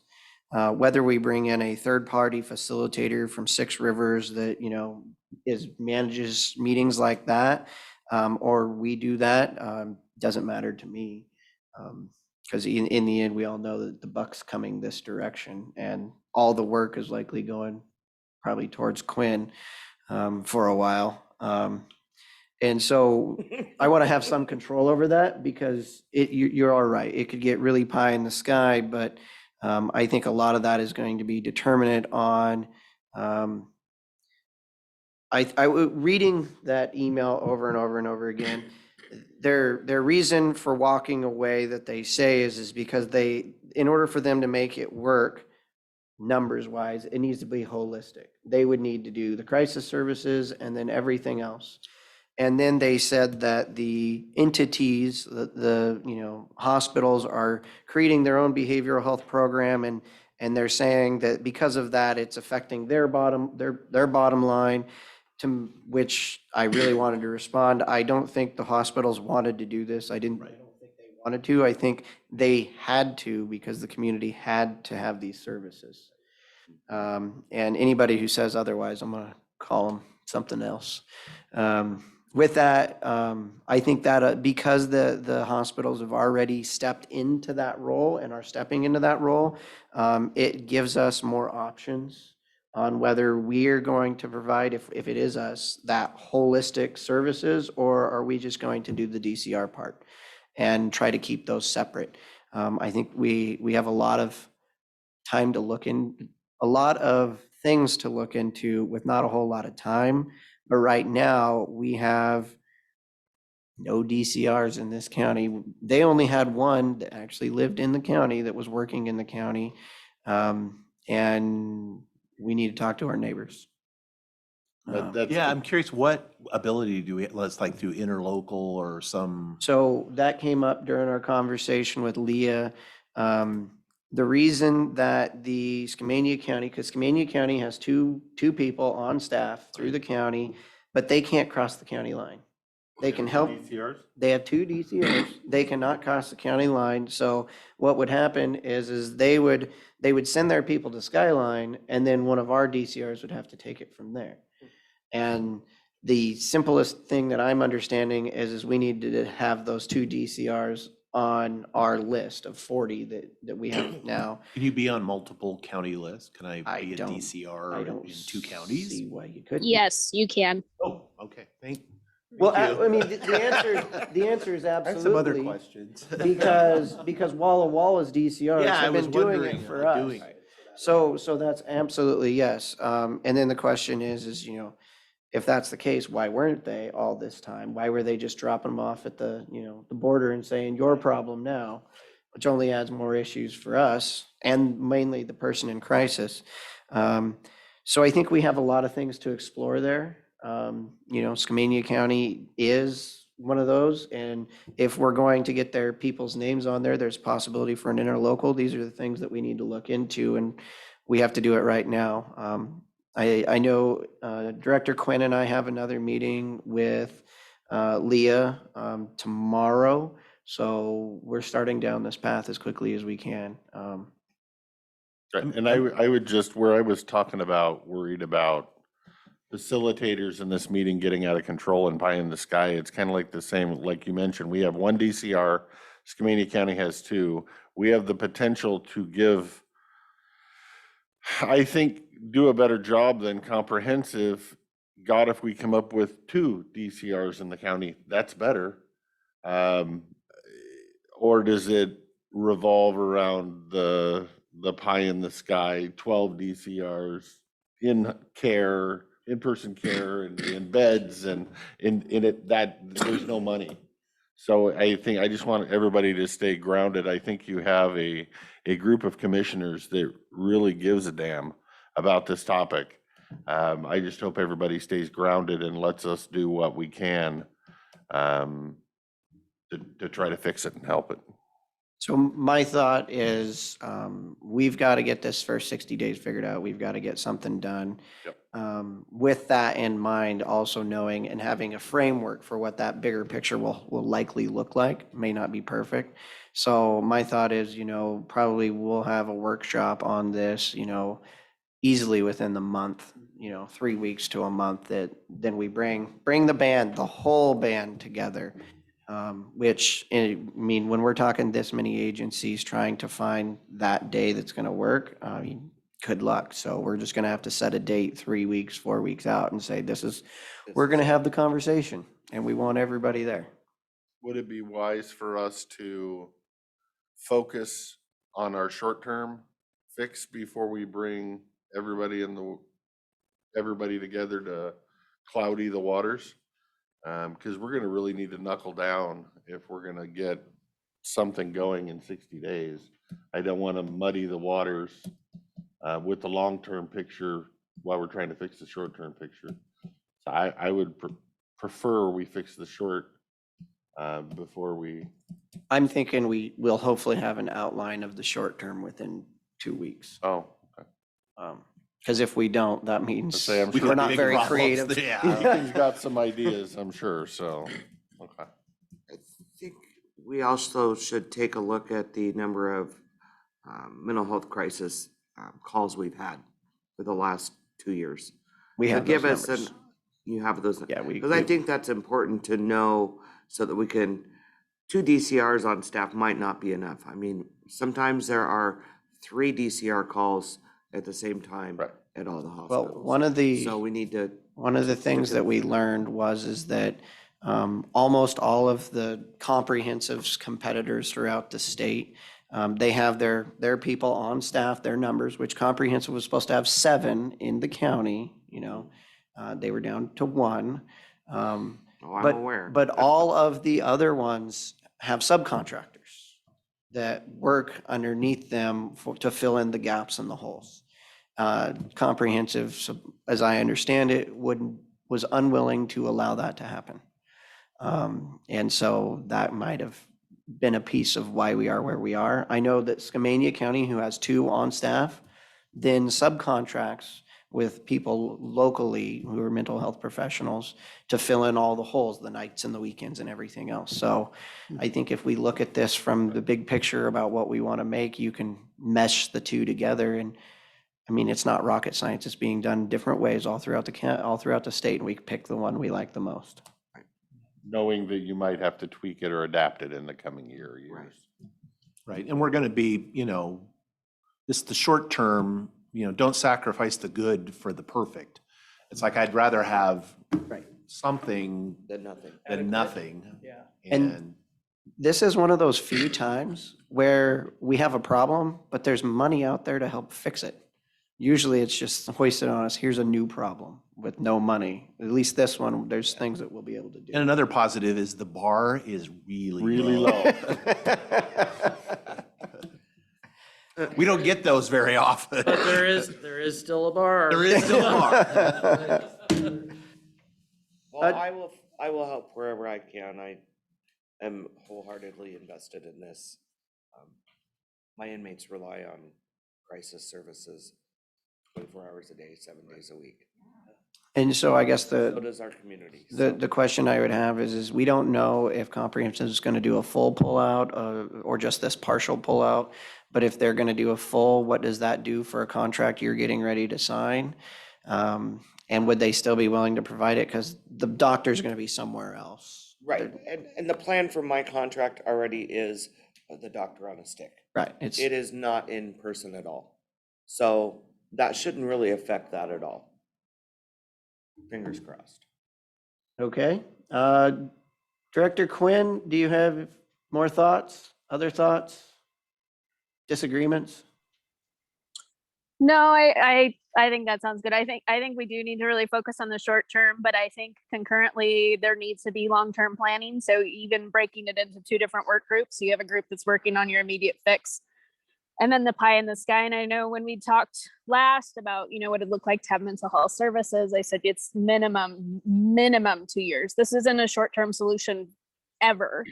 So 2 to 5 years to get to what we really want is not unrealistic. So, and looking at it from two different groups, potentially at two different lenses might be a better way to go, and maybe a little bit more equitable workload for everyone. We hear you, Director. Yeah. Very clearly now. Thank you. Yeah, yeah. All right. I agree with it's a low bar to get above, and I'm sitting here reading their email and I see they just earned the Joint Commission's gold seal of approval, and I'm like, God, we ought to be diamond then by the time we get this bad boy done. All I want to know is are you writing an email back? You don't want me to email back. You might lose more coverage. I think that was gonna be his advice. Stay off. I was the gonna keyboard. let Saudi say that. We're not responding. Thank you. Your letter. I said did it not all. respond It's not worth either. it. Like I said, I think this was coming. When you read the email, I don't know, they want the big money stuff with the low money stuff, and if they're losing out on the big money stuff, they're not interested, and that's kind of the way that thing reads in multiple facets. So I think this was coming regardless, and this might be why they didn't have a lot of DCRs, as they were toning down that side of it, because the other side is more lucrative. Since everybody's here, I just got a text that the Hood River Bridge will not be closed this weekend. Must Or- have been enough public pressure. No, we're supposed to have a Pineapple Express coming through and rain Wow. on Friday. That's why my hay's still standing. Yeah. It But, always rains. but they rescheduled it for June 24th through 26th. So it's not, you got a reprieve, but you just have to plan around the next one. There you go. All right, thank you all. Thank you for coming. Thank you, Sheriff. Thank you, staff. That was a great discussion. Sure, we'll be seeing you again soon. Yes, and Carmen, if you would give me a call at the end of the day. Thank you. All right, next we have 30 minutes late. HR and Administrative Director Rob Van Cleve and the IT Manager Jeff, who it's too far to walk. Locked in the room. Busy. He's IT-ing. Good afternoon, or good morning, feels like afternoon already. Following on the law enforcement, I did want to mention that our new insurance carrier that we're working the transition to, even though we're not officially with them until December 1st, they purchased a Street Smart virtual reality training system, and they've invited us to send a deputy to be trained in the use of that, and Bob's attempting to do that. So they're not making us wait until we're actually officially a member to take advantage of some of this high-tech training that they've purchased. So I think that's a good sign, and I appreciate the fact that they're not waiting until December 1st to at least give us access to some of the new technology. Are they gonna pay for the overtime to send them as well? Sure. You said it. It's on recording now. I doubt they're going to do that, sir. So the reason, I'm just going to get right into it. The reason I'm here is, as you may recall during the budget, we knew that the 3-year contract with the Canon copiers was going to expire this year, this month actually.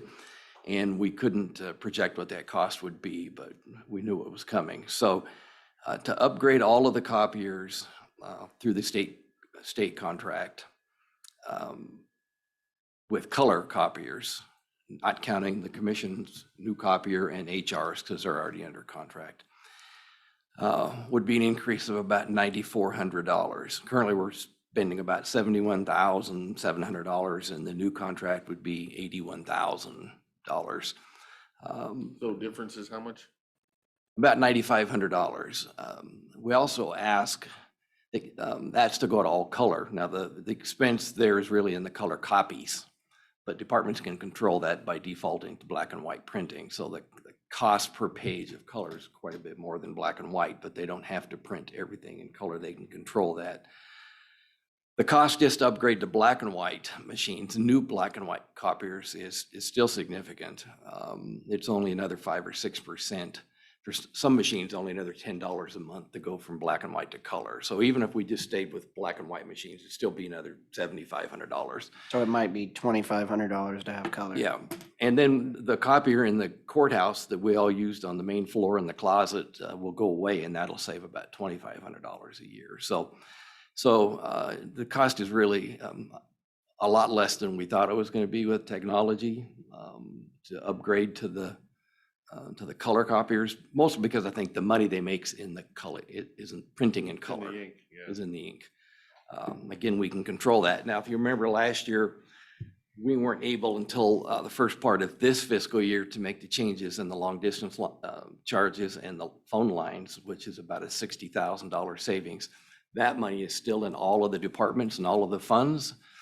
We didn't have a chance to, when we built the budget, that's still in there. So there is money in the current budget to cover this increase. So this implementing the new copier release this year would not result in, or should not result in any supplemental budget requests, because departments should have savings much more than that in their phone lines and long distance charges. So next year, what it would mean is that $60,000 savings would be $50,000 overall, because we'd absorb some of that in this increased copier cost. So what we need is just direction to bring back to you. Since it's on the state bid, we can just bring back a contract at the next meeting or future meeting, work with the PA's office if that's the direction you want us to go. They did indicate it might take a couple months to get the machines here because of the supply chain, so we may have to work with the PA on possibly an extension of the current contract for a couple months to cover until they get the new machines on site and installed. So, and then finally, if you still have time, want to do it, Commissioner Christopher and I yesterday had a conference call with Wendy Mifflin from HDR Incorporated, a consultant on solid waste that was recommended by Michelle to Commissioner Christopher. You may recognize either the firm or the person. She's the one that wrote the solid waste management plan for Klickitat County and has a lot of background and knowledge in solid waste throughout the state, both on the Republic side, on the private side, and as well as on the government side. So I'll kick it over to Commissioner Christopher to. Gee, thanks. You're welcome. So yes, very, very knowledgeable. At not only what goes on in solid waste departments, but rebuilding solid waste departments. She was telling us that she's currently or just finished up type of thing or worked through Thurston County. They were without a director for 18 months and worked with the county to redo and update theirs. There is a question, she does, currently, this company currently has a contract that will start shortly with Republic to do their Operations and maintenance manuals for Thurston County. for Thurston County.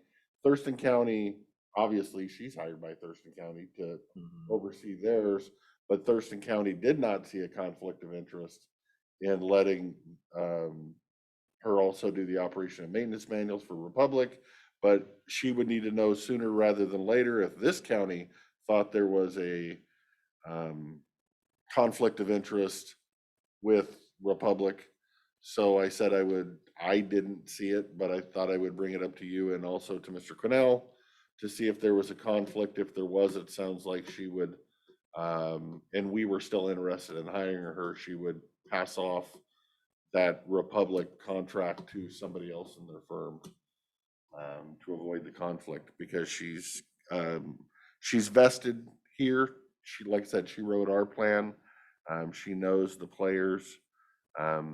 She has, 30 some odd years in solid waste departments around the county, or around the state, is, I think would be a big help. I did ask her, that you guys would probably need a presentation, and she's more than fine with that. I told her we have a Thursday workshop coming up, and she's totally fine with zooming in and giving a presentation to you guys on that. And because I told her what I thought it needed, but I think you guys also need to tell her what you think that department needs. And then she guesstimated the overall cost at $25,000 in 60 days, I think, or something like that, to do a full eval on what each person does, how many hours a day they're spending doing it, what other counties are doing that we're maybe missing the boat on, or not doing, what we're doing that we may be able to not do anymore. I don't think our department's been looked at since it was created. And I think we need to have whoever's running it, manning the train on the tracks in the direction we point the tracks. Thoughts, Commissioner Sauter? Oh, I forgot to add one thing. The cost is also can be partly offset by wages that aren't currently being paid. I guess that'd be my first what would we be hiring this firm to be doing? I mean, is this looking at the department as far as the solid waste department, or The department, as far as how the structure of it is? the structure, the job duties, like the director, your job duties are this. We know they're not that. We know those need updated. What do they need updated to? What are other counties doing? We're a little different because we have the working relationship with Republic. So do we want that director being the mediator for us, or are we really handling that ourselves and don't want him to be the mediator? So she was kind of reluctant to give us a price because not knowing what all three commissioners were interested in. So we pushed her a little bit just to give us a ballpark estimate. And what the conversation was options. So if you just replace the current vacant position, then we at least need to understand the job description better, because I don't think the current job description is current. And so having someone with that expertise to help us decide what that would look like at the very least. Other options of restructuring the department, not restructuring the department, roles and responsibilities. Why it'd be a little more expensive for her is that she'd prefer to interview folks, sit down with the staff and sit down with the commissioners to better understand where we've been and where we want to go. So that's why she thought it might tend to be a little bit more expensive. But I guess the bottom line is we don't know what we don't know. And with her background and expertise, talking to all of the staff and commissioners that need to be talked to, and other folks potentially get a better understanding of where it is we want to go in the future. So it could be less than that dollar amount. Right. So that's why she'd want to meet with or talk through at a meeting to all three of you to better understand where as a group you want to go, and then she can fine tune the proposal and give us a more exact potential cost. I have no problem inviting her to a workshop to hear her pitch. $25,000 or looking at our department, I think that's as much as we pay on some people for their entire year's worth of services, almost, to this county. That one's hard for me to swallow.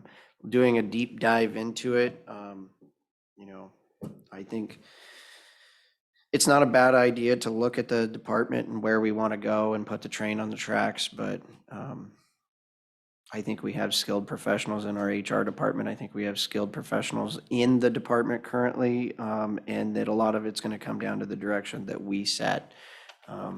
I definitely am interested in hearing, and she might be able to sell me, but right now, if you told me if I had $25,000 for solid waste, what would I put it into? I would put it into hiring someone like Foster and Pepper to help on the contract negotiations, because that's what actually matters. That's where the income comes in. I would say that's the issue I'm having, is that it depends on what are we trying to do. I think the question for me has always been, like, the thing that's unique really about Klickitat County is that relationship between the county and Republic Services and that host fee and that contract. That's like in a complete, like every county has a solid waste department. And that's a wheel that we can pull off the shelf anywhere and look at other examples and how are we doing. The thing that's unique about us is, what is that relationship? Is there a relationship between the solid waste, whether it's the director or whoever it is, managing that contract and all of the complexity that goes with that? That's a skill set that's really almost only, it's in this county, is the only county really in the state that has to have that capability. So I'm questioning the ability of someone, I'm sure this person is phenomenal, but how much experience could they actually have in advising us on that? Because nobody else does this. And that's the thing that we always struggle with, is we don't know, like, that's the policy direction. The board's got to decide, is that the appropriate, is solid waste where that should be as far as managing that contract, or is that kind of outside the normal skills sets that you would hire in a solid waste director? And I think those are some of the things that need to be addressed. And I think that's why Commissioner Christopher suggested a dialogue with the full commissioners. I think she even indicated she had read the agreement between us and Republic. And since she drafted as a consultant our solid waste management plan, she indicated she was very familiar with our relationship with Republic, and it's unique throughout the state and a landfill. So she seemed to have a lot of in-depth knowledge in that regard. So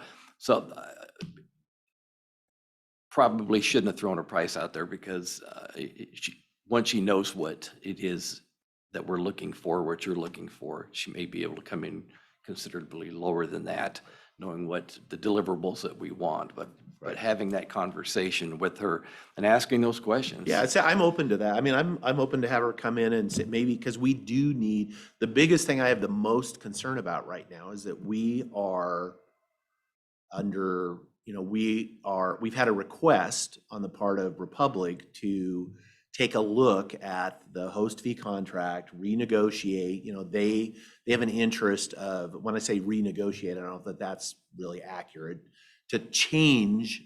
So I guess that would require a negotiation. And those are the things that I wish we had. Like, we don't have the capability, or at least I don't feel like we do, in-house right now. I don't know that we would ever have. I don't know we didn't have either. that. I don't know. That's what I'm saying. It's such a unique thing. I don't know that there's anybody that can really help If you're us. really looking at contract, that is probably maybe more of a Foster Peppery kind of a scenario. If you're looking at trying to figure out, I guess I would say, here's a scenario. What the current employees in solid waste do, how much time they spend doing their job. Do we need to hire a director, or can we just reorganize that chart and make the current employee a manager, give her some of the director duties and take some of the food off of her plate, which would then save you dollars in the long term? Reevaluate whether there needs to be all of the employees or not. So I would say we have some of the most professional HR people in the industry, and to make that decision, if we have to spend set $25,000, we're doing something wrong. I mean, that's a quarter of our HR director's salary for that, It's like, for 60 days. I appreciate you pointing that out. yeah, Or, everything's a public record. yeah. This idea, the other thing I would restate, because I said it before, when I had my meeting with Michelle last week, this idea to reach out to this woman was her recommendation, because she thought it would help us get a better understanding of what they do. Right. So with that, I would just, at this point, recommend we allow her to give a presentation and for us to ask questions. And then you guys can go from there.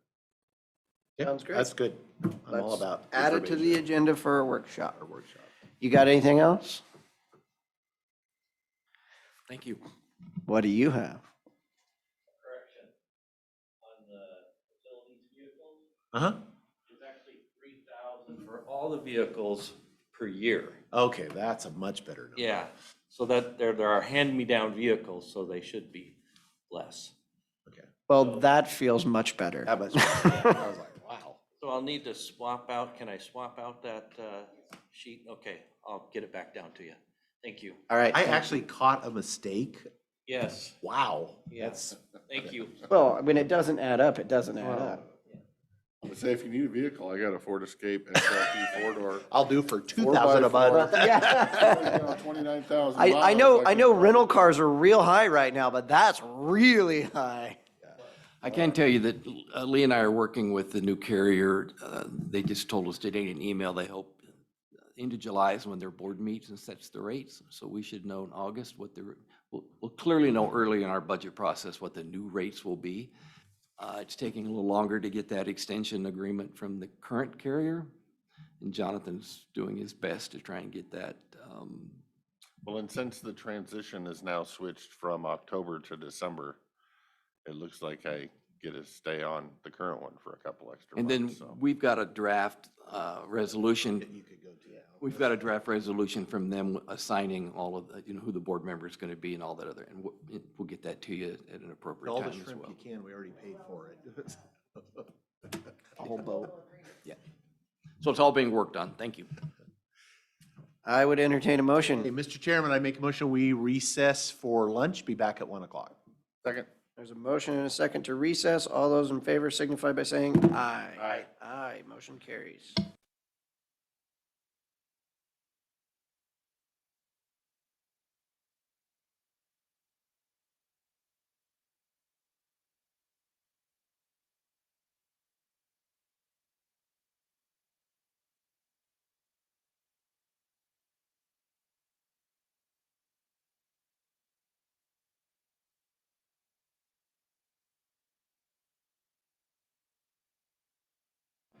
Okay, now try that. And can you hear me now? Yes. All right. Again, we're calling the meeting to order, and we are going to begin with the Pledge of Allegiance. If everyone would please stand. I pledge allegiance to the flag of the United States of America and to the republic for which it stands, one nation, under God, indivisible, with liberty and justice for all.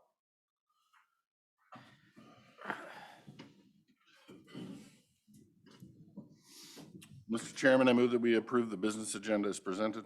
I'll second the motion. There's been a motion and a second to approve the business agenda. All those in favor signify by saying aye. Aye. Aye, motion carries. Mr. Chairman, I make a motion to approve commissioner meeting minutes for May 3rd, May 10th, and May 17th as presented. I would second the motion. There's been a motion and a second to approve the minutes. All those in favor signify by saying aye. Aye. Aye, motion carries. Next, we are going to move into citizen comment. Comments will be limited to 3 minutes per individual. At 1:25, the board may respond to any comments that have been asked or stated. We will begin, as always, in the room. If there's anybody who would like to say anything. And since there isn't, we're going to go online. Is there anybody who would like to provide public comment? We're a little light today on the attendance. *6 to unmute your phone, turn your video on, turn your camera on, and get our attention. And we would love to hear from you.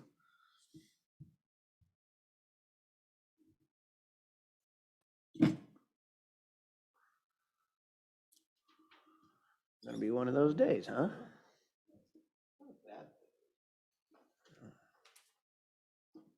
You don't want to hear my stand-up comedy. All right. Well, if somebody changes their mind, whoa, yes. Oh, Pat Arnold has her hand raised. Pat, you're going to need to unmute. Yep. Can you hear me? I need to find the timer. Can you hear We me? can see you, but we can't hear you. Well, I'm unmuted. Yes, was my next question. If somebody can hear Pat that's online. Are you there, Pat? I'm unmuted. Yeah, you're good. You're good. Okay. Whenever you're ready, Ms. Arnold. All right. So, I listened in this morning on the sheriff's report, and you know, you heard a pretty spirited defense of the posse. The one time that I've had, a few years ago, I went to the fair, and there were several posse members in the admissions booth where you were paying to get in, and walking around on the grounds, and they had handcuffs and they had handguns. And I remember that one of the first trainings that people are sent to when they join the posse is gun training. And say what you will about community policing or neighborhood watch kinds of ideas, the emphasis on arms, that the posse be trained and that they often carry. And I missed, it just seems kind of, it's not the same emphasis as actually a community watch. And I missed the first part of the sheriff's report this morning, but what I heard was that there had been an apprehension of somebody who was involved many different law enforcement agencies, including posse members. There was distinctly a shout out to the posse in that report. And since I didn't catch all of it, I don't know exactly what role they played, but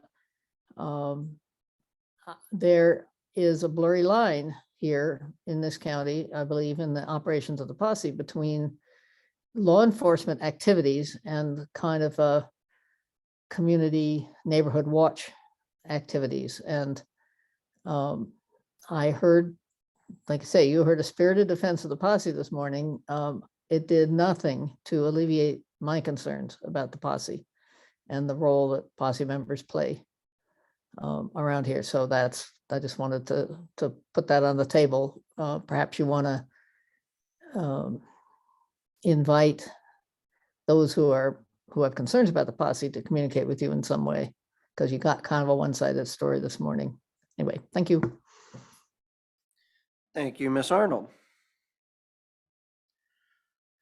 Okay, we will go back in the room. Is anybody in the room interested in providing public comment? Nobody wants to make eye contact. Back online. *6 to unmute yourself on your phone, turn your camera on, raise your hand, get our attention.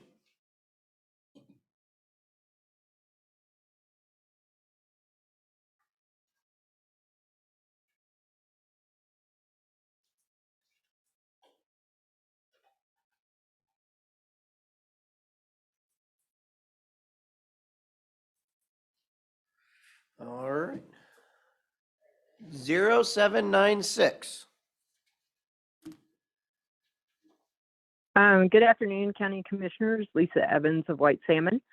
As much as I'd love to hear your stand-up comedy, Commissioner Anderson, I appreciate the time for public comment, and I just wanted to bring up the fact that it was announced officially earlier today that the Hood River Bridge will be open this weekend. I know this impacts a lot of people's plans, so I just wanted to bring that to everyone's attention. Due to the weather forecast, they are delaying. The bridge is still planned for maintenance. That'll be June 24th to the 26th. So people can plan accordingly for that. And then just since I have another moment of time, I myself really appreciate the posse. Number one, people who carry firearms, especially in the posse, are well trained. I think anyone who owns a firearm definitely should be trained. And so I appreciate all the efforts that the posse goes through to do regular training, especially as we see a rise in crime and less funds that are, being allocated towards police and law enforcement in general. Also, I would like to just stress the fact that due to the posse, we do save tens of thousands of dollars a year in tax money, and just by having people in the community come out and be involved as part of the posse. I really, really appreciate their time and the efforts. I mean, it's not just people on the ground. There's also people with other resources like aircraft, that are out there keeping our community safe. And there is absolutely no way to put a price on that. So I will just say that, I really support the posse. I think they're doing a great job. And I think that's how a community should be run, is by the people, for the people. Thanks. Thank you, Ms. Evans. Okay. Anybody else online interested in providing public comment? *6 to unmute yourself if you're on your phone. Raise your hand or turn your video on.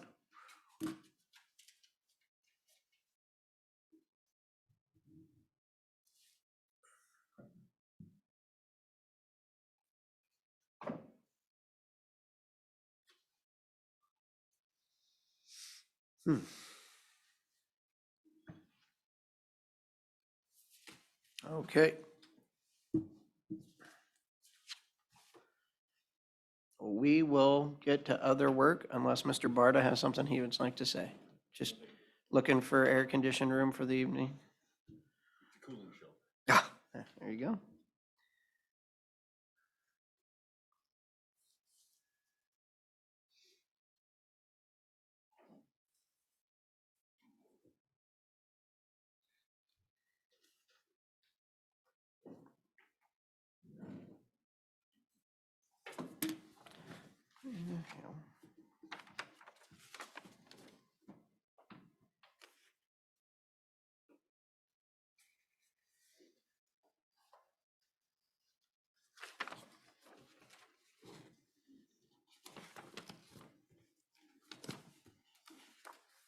Doesn't have a cost.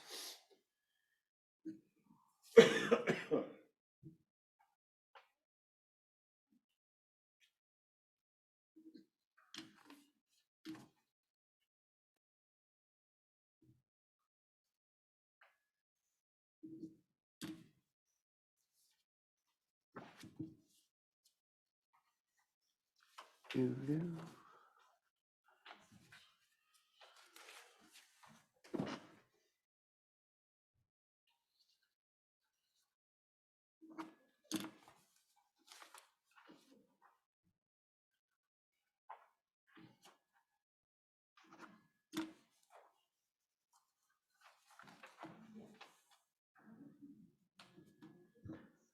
We've had a few more people join. If you would like to provide public comment, *6 to unmute yourself, turn your video on, jump up and down, get our attention however you would like, nearly however you would like.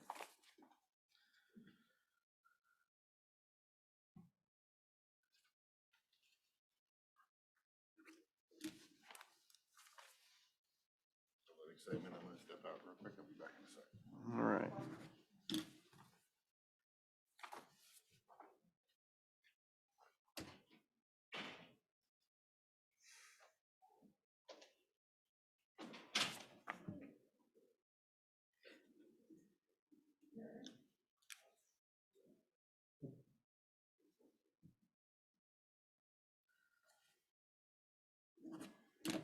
Why has Steve Nygaard been retired?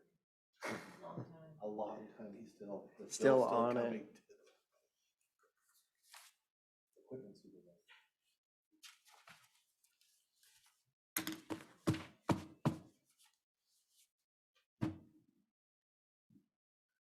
At least 10 years. Really?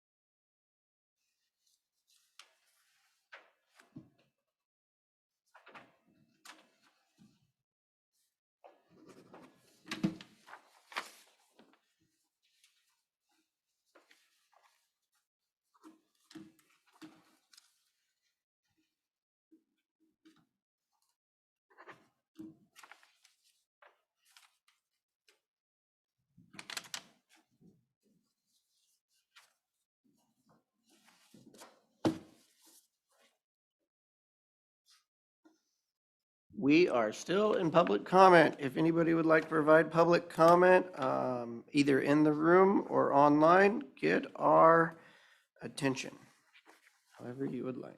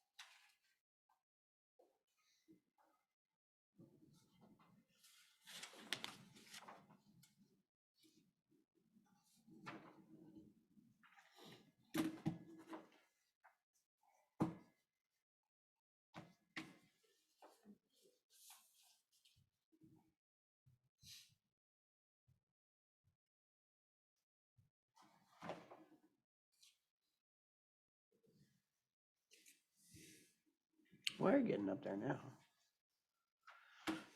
We are still in public comment. If anybody would like to tell us anything, *6 to unmute yourself, turn your video on, raise your hand. We've still got another 10 minutes.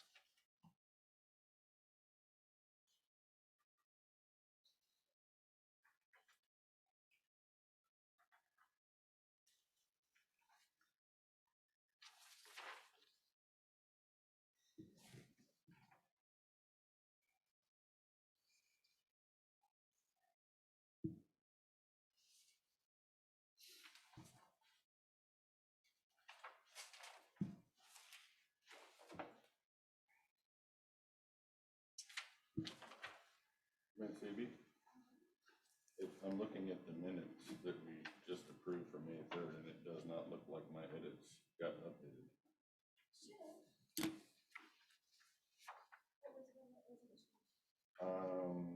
Wastewater treatment plant, looking at possibly selling it to the public utilities district. Did I say that? I didn't say that.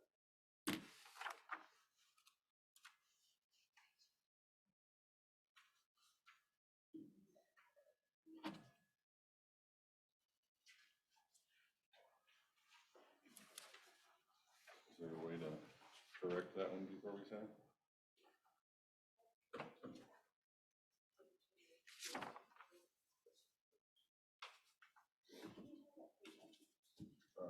It's the May 3rd minutes. Page top statement of line or page 4.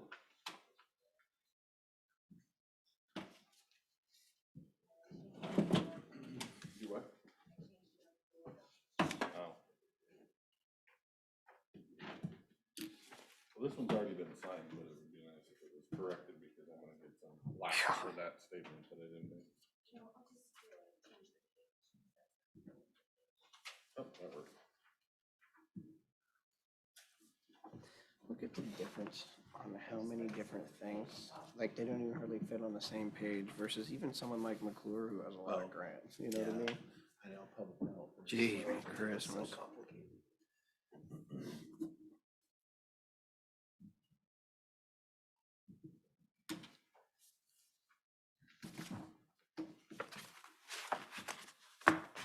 We are still in public comment. If anybody would like to comment back inside on this beautiful day and provide public comment, we would love to hear from you. Even if they're just telling us how great our air conditioning is.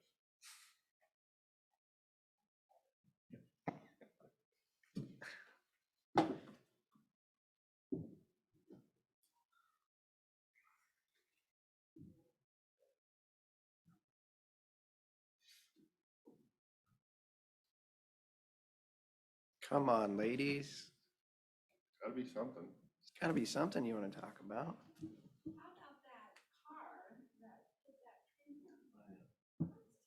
I still haven't seen that. You guys did it on camera? Don't you have a camera out there? So, The rumor that it was on camera, but I haven't seen it. So this tree right, Yeah. one on this side They or one on that side? rigged it up. They're gonna fix it though. Yeah.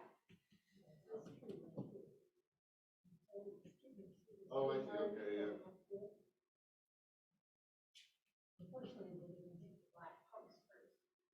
Maybe we need black posts.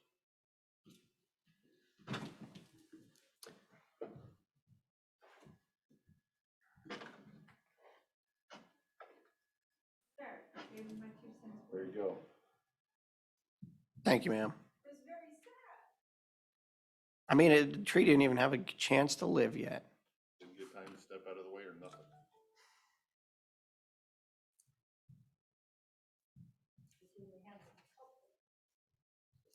The rumor is there's video and the rumor is law enforcement knows who it is. That's all we know.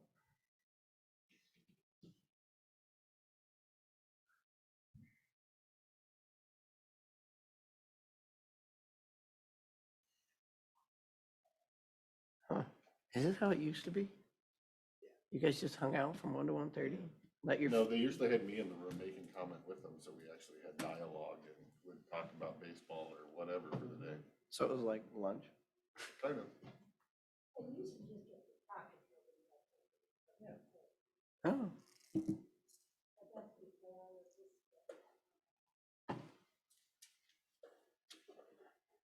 Well, would you like to just talk? Any great lessons learned from the I remember dinosaur? conversations 2 years ago about comprehensive mental health. Yeah. So,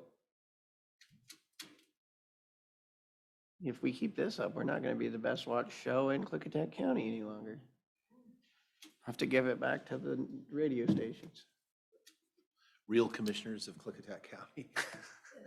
I think we can compete with the, the Real Housewives. yeah, of the Klickitat. Franklin County is the, I think their ratings are higher. Yeah, I would agree. I'm good with that.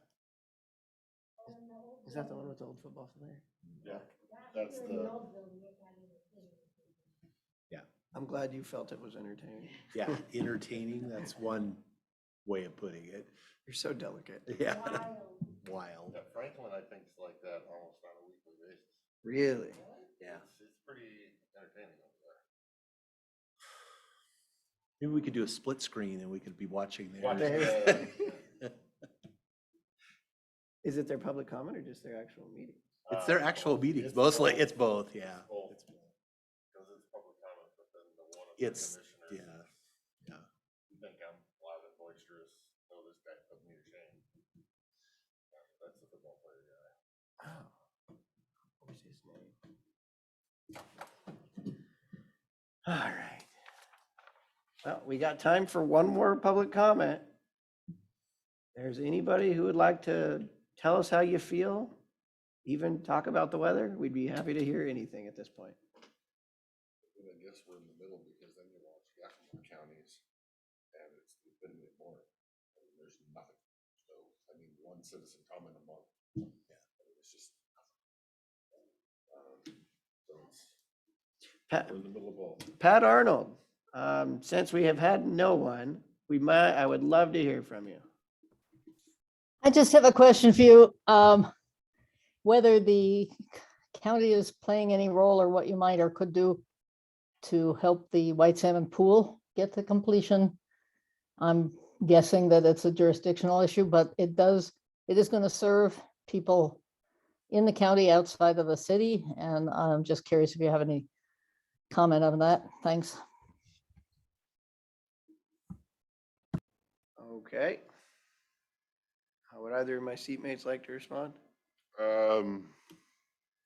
I would say there is a little bit of a jurisdictional issue, but the county already previously donated $50,000 to that project.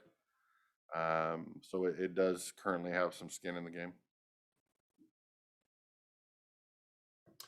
I would say, I mean, we're certainly supportive of it.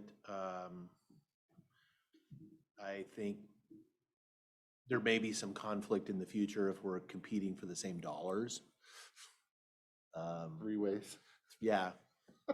I mean, we'll see. I mean, again, I think it's a good, and it's not really, we shouldn't say it's a city because that is the Metropolitan Park District. Right. So, so there are folks in, I'm not sure the district boundaries.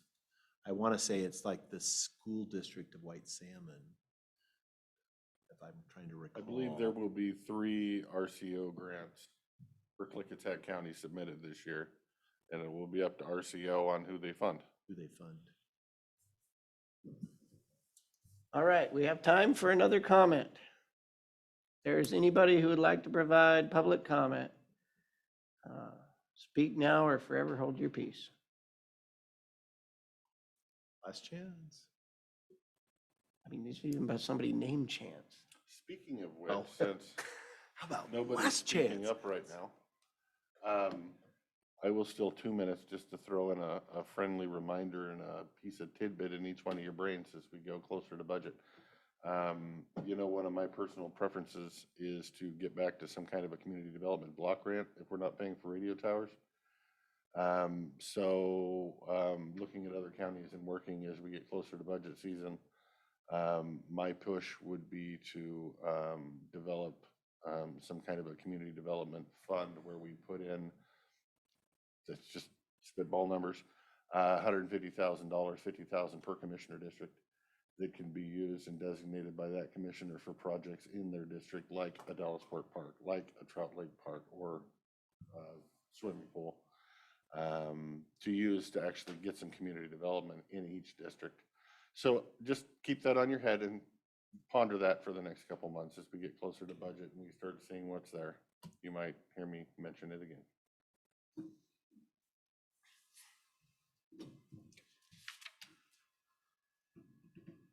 Oh, he just has it covered. Mr. Wagner, camera I just saw was on. But that's normal. Okay, we have time for one more if anybody would like to provide public comment.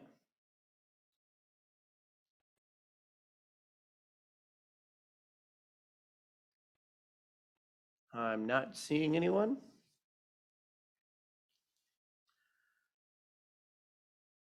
I'd respond to Miss Arnold. It looks to be that the pool district or the parks district is having some difficulty coming up with the amount of funding necessary to build in this expensive environment. I would assume that they are going to slow their roll a little bit on their expectations on when it can be built and apply for more grants. I know some of the grants that they had applied for didn't come through.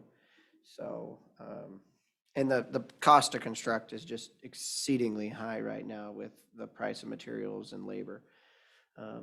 And then, but the county has in the past donated money to the pool. The county donated money to the organization to get it started when they first formed.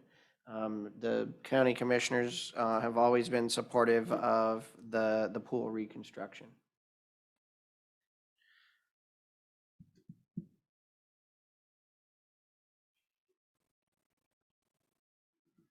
Man, still have time. And I guess we have time for one more public comment, if anybody would like to say anything. Dave McClure has his hand up.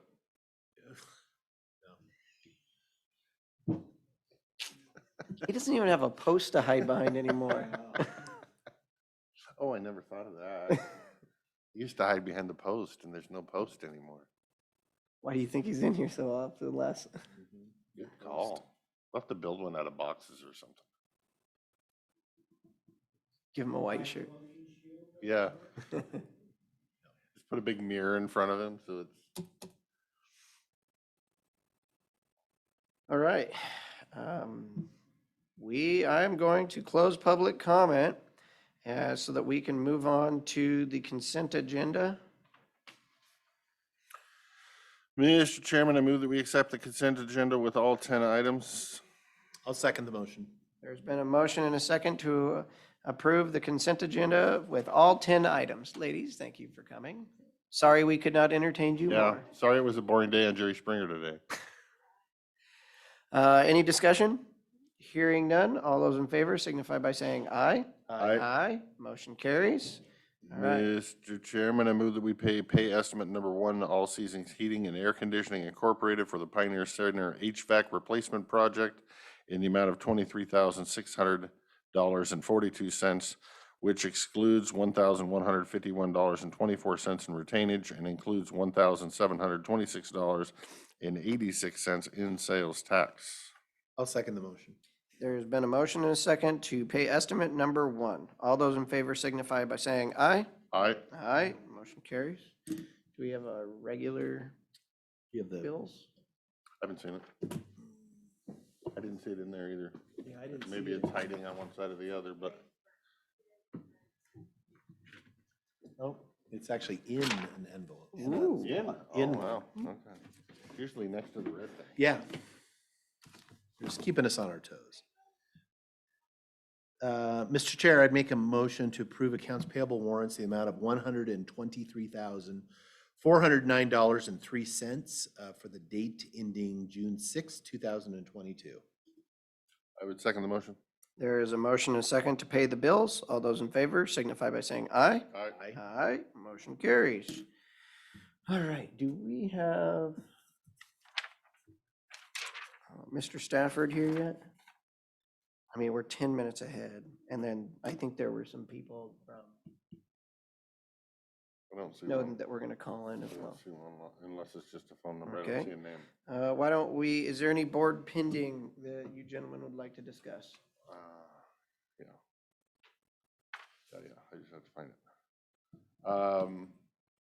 I'm assuming you guys received, this is the second time where I've received it, the opioid letter from the Secretary of State, or not Secretary of State, but anyway, that you need counties to sign off on, even if counties that didn't get on the original deal. So I guess my curiosity would be, is there anything holding us back from signing on that? Is there, because it sounds like there might be potential monies for counties that refused to sign in on it originally. So I guess I would ask you guys what we're doing, and or should we be forwarding that to our prosecutor for guidance? Or are we just filing that email? No, I mean, I think we should ask to Send it see, over there, and is there some downside as far as the. is there downside, is there upside? Is there upside? I mean, if there's only potential upside, no downside, then yeah. Okay, yes, is that a same idea? No, I'm fine with sending it over. Sending, there. that's all I'm saying is sending it over. I don't know. I don't know if I firmly believe in a couple of these lawsuits. These class action lawsuits where the attorneys get $130 million. I don't agree with the process, but yeah, no, I would agree. And how only the company can be held liable, but you have professionals that have been handing them out like candy. Yeah, I was gonna They say, when who you have look, no you look at it, liability. you see some of those small towns with, you know, population 1,500, but they fill 1,800 opioid prescriptions a month, and it's like, how can you fill more prescriptions than you have residents? But yeah, no, I'm not arguing the cause. I'm just saying if there's money on the table that can help us in our drug alcohol treatment or mental health facility stuff, we should be trying to see if there's some available. That's all I'm Yep, gonna say. all in favor. All right, do you have All right. anything? I do, as far as I do, and I'll forward it to you. I did go Friday to the ATSWA meeting in Vancouver, so that's the area aging agency. Mostly why I went in person was there was on the table was going to be a discussion about the continued growth of the fund balance of the agency and what are we going to do about that? Because and the agency has been a strong advocate of it makes no sense to build fund balance. Those dollars should be used for their purpose. And so it was just mostly an introduction to it. And so we're supposed to come back next month with some ideas of how should that be rebalanced. They gave us the executive director, 3 or 4 different options of ways to spend that down, to balance the curve down. And we all agreed we wanted to go back and talk to our seatmates. And then also I want to talk to Director Carter I'm always an advocate of no new programs. And that's what I've told him. I said, every single program that we operate, that you give us dollars to operate in the county is underfunded. So I said, if I take my commissioner hat off, maybe I could advocate, but with it on, it's like I would just rather see additional resources going to the existing program so that I don't have to subsidize as much. Buy some bus shelters or something. So something. So I mean, it's significant. I mean, it could that's be. what I'm saying. I'm assuming you guys have a benchmark of your reserve that you would like to have. Right, that and at, see, and that's you have what's- this number now. What's the difference? Well, between that's the problem is that we have had to raise that number we've had to change the rule because it keeps exceeding the number. And we have tried to change the programs. And in fact, I think it was in our consent today was the volunteer coordinator position. That's how that's getting funded that was another attempt was identified as a way there was some dollars. And, and one of the suggestions was they're providing because they got it through CARES Act and then the other federal dollars that came in, more dollars are going to pay for the meals because they're having to deliver them to home. Exactly. And so there's like, well, is that with the eligibility requirements are going to change once the emergency order expires? Because there's a bunch of people that are getting them that wouldn't qualify anymore. What's going to happen when that happens? And so, so that was one, and then the others, there's been additional dollars going into transportation because there was more, and that's gonna go away. Do we backfill that? Do we whatever? And so I'll send you their suggestions, and then I wanna, we got a month before, actually 6 weeks, because we stretched it out. I'm kind of with you. I don't want to start new projects that in a year No. I got to fund because people are now used to having this Exactly. service.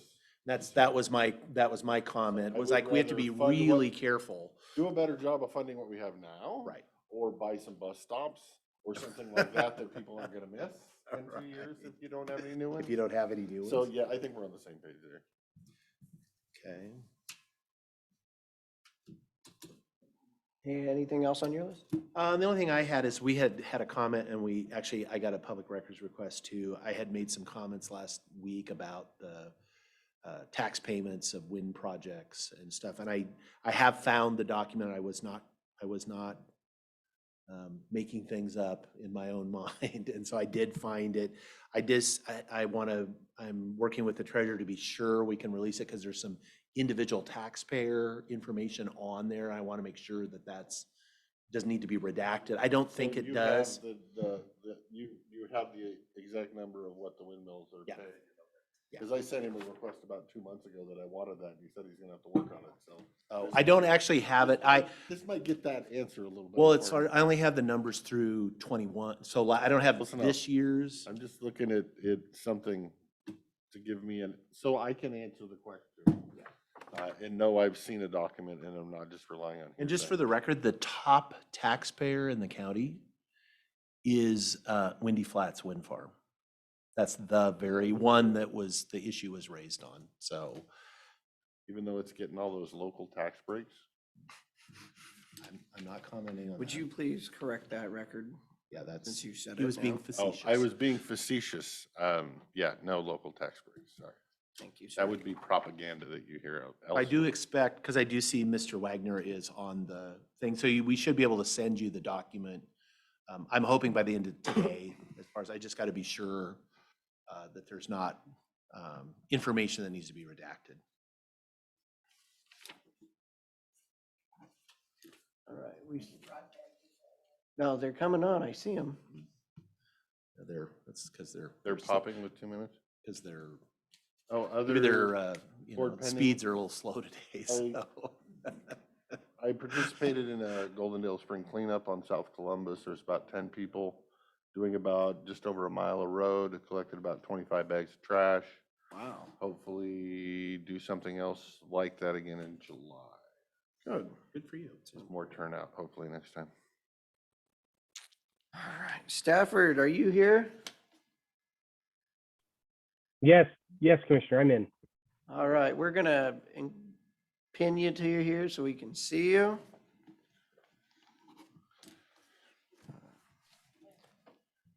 Maybe. There he is. All right. We're 1 minute ahead of schedule, so we will get started. This is a meeting with Stafford Strong, who works for Charter Communications. He sent an email to us a month ago looking to talk about broadband in Klickitat County and what Charter can do. How are you today, sir? Good, thank you for having me today. So commissioners, as you may know, there's a lot of money going out in broadband grants in the state. The Washington State Broadband Office is one of them. They were apportioned $180 million for this year to distribute broadband in the state. And one of the requirements of the grant program from the legislature is that if a private ISP is to participate, that they partner with a local government entity. And so that's why I'm approaching you and the county. Charter already serves many areas of the county, especially along the river. But as I worked with my design team, we identified a few hundred passings that we can get to. They're in a price range where it's attractive for a broadband grant application, but it's outside the realm of being profitable without the grants. So that's why I'm here today. I'm hoping that we can put together a broadband grant partnership. I've met with Commissioner Anderson and we've discussed some of those areas and some of those prices. Along with these grant applications, some of the scoring criteria is private match or application match. So as co-applicants, if we go in on something like this, the funds that we put forward would give a greater weight and scoring criteria to the application.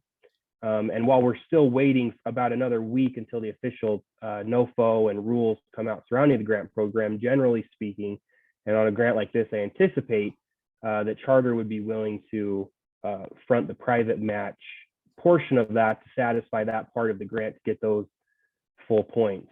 And so given the nature of where we currently are and what it would take to extend broadband a little bit further to several hundred more businesses and homes in the county, I think this is a good opportunity to apply for part of that $180 million in broadband grants that are coming out.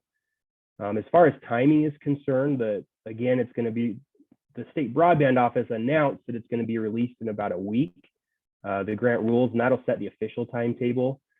But applications they've indicated are going to be due middle of August. But there's a criteria to the grant process that requires us to notify other local incumbent providers that may be near the areas 6 weeks prior to that mid-August deadline, which would fall on July 7th. I guess with that, generally speaking, Charter, we provide the highest speeds that are out there. We provide fiber to the home. Everything that we build on a project like this would be a fiber actually to the home.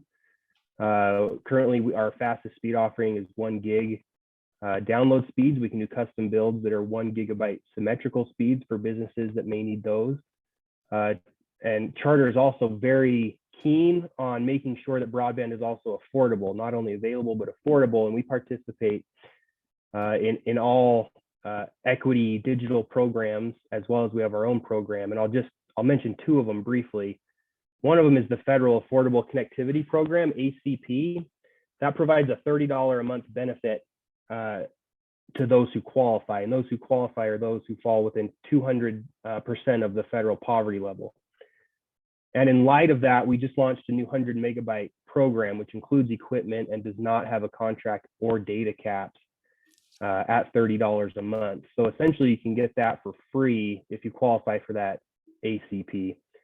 And then on top of that, we have our own unsubsidized program called Spectrum Internet Assist, which is where students who are on a free or reduced lunch program or seniors on SSI can get 30 megabytes of internet for $18 a month. And again, that includes equipment with no contracts and no data caps. And then of course, we also offer our mobile and telephone and TV services along with wherever we come. I guess I've been talking a lot here, but are there any questions or any thoughts, or Commissioner Anderson, anything I may have missed?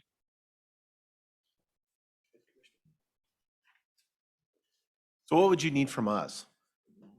I mean, I'm kind of a bottom line guy. Yeah. I didn't really, you did talk a lot. That was great information to have, but I didn't necessarily hear the ask, or at least I am too dense to have pulled the ask out of your comments. So make it simple for me. What Charter is seeking is a partnership. So with this application, there's a lot of details. The applications are extensive. Charter would do all the legwork in putting it together, but we can't actually submit the application to the state. We can be a co-applicant with a public entity. And again, we'll make it as easy as possible as we can on the county, and you can be involved or not as involved as you'd like, but you would need to actually submit the application to the state and agree to be a co-applicant with Charter. Thank you. And clarification, you're not asking for any county dollars, correct? No, and I anticipate, though, again, I can't promise that at this time. I need to wait to see the formal rules and what comes out, but I anticipate that Charter would be able to put forward the private funds to satisfy the points criteria of the financial contribution from the applicant side. So my only concern would be a legal one of review from the prosecutor to make sure that we don't put ourselves on the hook for something down the road. Other than that, I don't see a problem myself. So what we've, Stafford and I were looking at the maps and the costs to go to a lot of these places. You know, a couple of years ago, we were in a different place than we are now in the county because we now have broadband options that are throughout the county. You may have to wait a year. And so my thought to Stafford was, let's hit all the homes that we possibly can for the cheapest amount of money so that we're more competitive. Because if you have to run fiber 1.5 miles to one residence, that might cost $60,000 and bring your whole cost per house up, where that person may already have Starlink or something of that nature. So let's focus on the logical way to design it. So we his team cut a few places out, which they still have that option on Starlink. But in order, it brought the cost per passing, they call it, down pretty significantly. And I just wanted to make sure you guys are fine with that's kind of the way we're looking at it is, you know, we've got a lot of places in the county. It would be great to have all of them, but are you going to take service to the end of the line when you know they have another option as well? To me, it's kind of a, I don't know. It's kind of a squishy one to me because it isn't cost effective if it wasn't subsidized by the government, and you know how much I love subsidies. But it's kind of the same thing when you're dealing with green energy projects or whatever else. It isn't cost effective for them to do unless they get a big fat government check to do it. As long as I'm not having to write the big fat government check, it is what it is. So if it benefits some people that can get something versus it going to somebody on Bainbridge Island, sure. Right. That's where I am. And I think, you know, your comments, you're not in the right job to affect those decisions have been made somewhere else. Higher up than me. So, you know, I want to see if we can get some benefit to our folks. And again, it's not, I think it's impractical, if we're waiting for the practical, for this application, for the whole, every single structure in the county, we'll never get there. So I would rather get some than none, or at least attempt to get some. I mean, we don't have a guarantee that your grant application will be successful, but if yeah, as long as we're not on the hook for something, I'm okay with it. I'm supportive. I'm more than okay with it. I would support it, I guess. So going from here, they have to contact all the alternative providers in the area, and this is always the case. We may have someone like CenturyLink step up and say, hey, we're providing broadband. We got CAF $2 for this. You should decline them. But I think when we did Do they have to, sorry to interrupt, but I lose my train of thought if I don't. But my train of thought doesn't matter. Good point. Kidding. What were you both bad. talking about? No, I feel bad. You're younger than me, your memory's better. If the other provider comes forward, God, now you got me all frazzled. If the other provider comes forward, do they have to like push a proposal in the same region that he's talking about? Or just, are they fighting over the same money potentially in different areas? No, so usually it's about market share, and CenturyLink already got federal dollars. Right. We're going for state dollars to provide broadband throughout a large section of Klickitat County. What we found, especially through when we did the big broadband, Office of Broadband thing, is that they're not providing services that meet broadband speeds. And anybody on CenturyLink will probably tell you anywhere in the county, that's the case. So we may end up having to fight a little bit with CenturyLink saying, actually, we're supportive of these people because you built out a DSL network that can't meet today's definition of broadband. Where these guys are going to come in and just put fiber to the home like you should have in the first place. And if I may, commissioners, it's very mathematical about what's eligible for these grants and what's not, and what speeds are able to be met. And part of the purpose of these 6 weeks notice letters is to make sure that the providers and applicants are working together somewhat informally to make sure that we're not applying for grants in areas where there's already broadband that meets those minimum standards. So the maps we have, our design team found that these are areas that do not currently meet that minimum standard. And so an objection from another provider, unless there's information we're not aware of, and that's what the purpose of the letters for, is to work through those issues. But if they don't have service that meets that minimum standard, then the area would be eligible for the grant. Yep. So moving forward, I think you have support from us to move forward collaboratively to work forward on this grant. Do you want to talk about briefly, I know there's some people from the community, the areas that we're focused on that currently don't meet the standards? I know you can't show us the map, but can you give us the? You mean generally discuss some of the areas we're looking at going to? Yes, or I can if you'd like. Sure. Well, we currently serve, for example, white salmon, and then there's some areas along the northwestern side, the north side, along the east, and then northeast of there. And scattered throughout that project area, we identified there's passings that are both considered unserved, which means they're considered to not have any internet service according to the standard, and some that are unserved, which are still eligible, but they fall within a certain speed range that's still considered too slow, which makes it eligible for the grant areas. And then also moving east, there's several connections in Lyle and north of Lyle, up that canyon, which appears to be up that canyon, and then up on the plateau on the west side. And then moving further east, I'm looking at the highway here, Centerville Highway, along that route, and a certain distance on either side of that road, and then out into some more passings as you get further east out into that area. So, and we can look and discuss some of these maps more closely if you'd like at another time, just given how early we are in the process. These are still proprietary, but they will become public as we move down in the application process.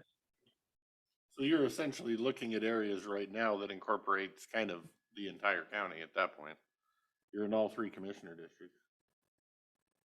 Yeah, I don't know that it takes in the whole county, but we do try and get a broad scope of the areas and get as many connections as we can. Because how it works is there's kind of central facilities that distribute the broadband, and then it branches out from there. And those central facilities can reach an X number of distance before you have to build another one. And so when we take in costs and pricing and how far we can go and where we go, it's there's a cost analysis done based on the technology and facilities that need to be built.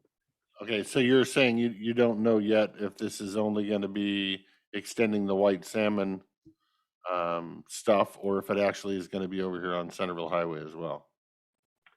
Right now, the plan is to get everything I just described, and certainly we could get to anywhere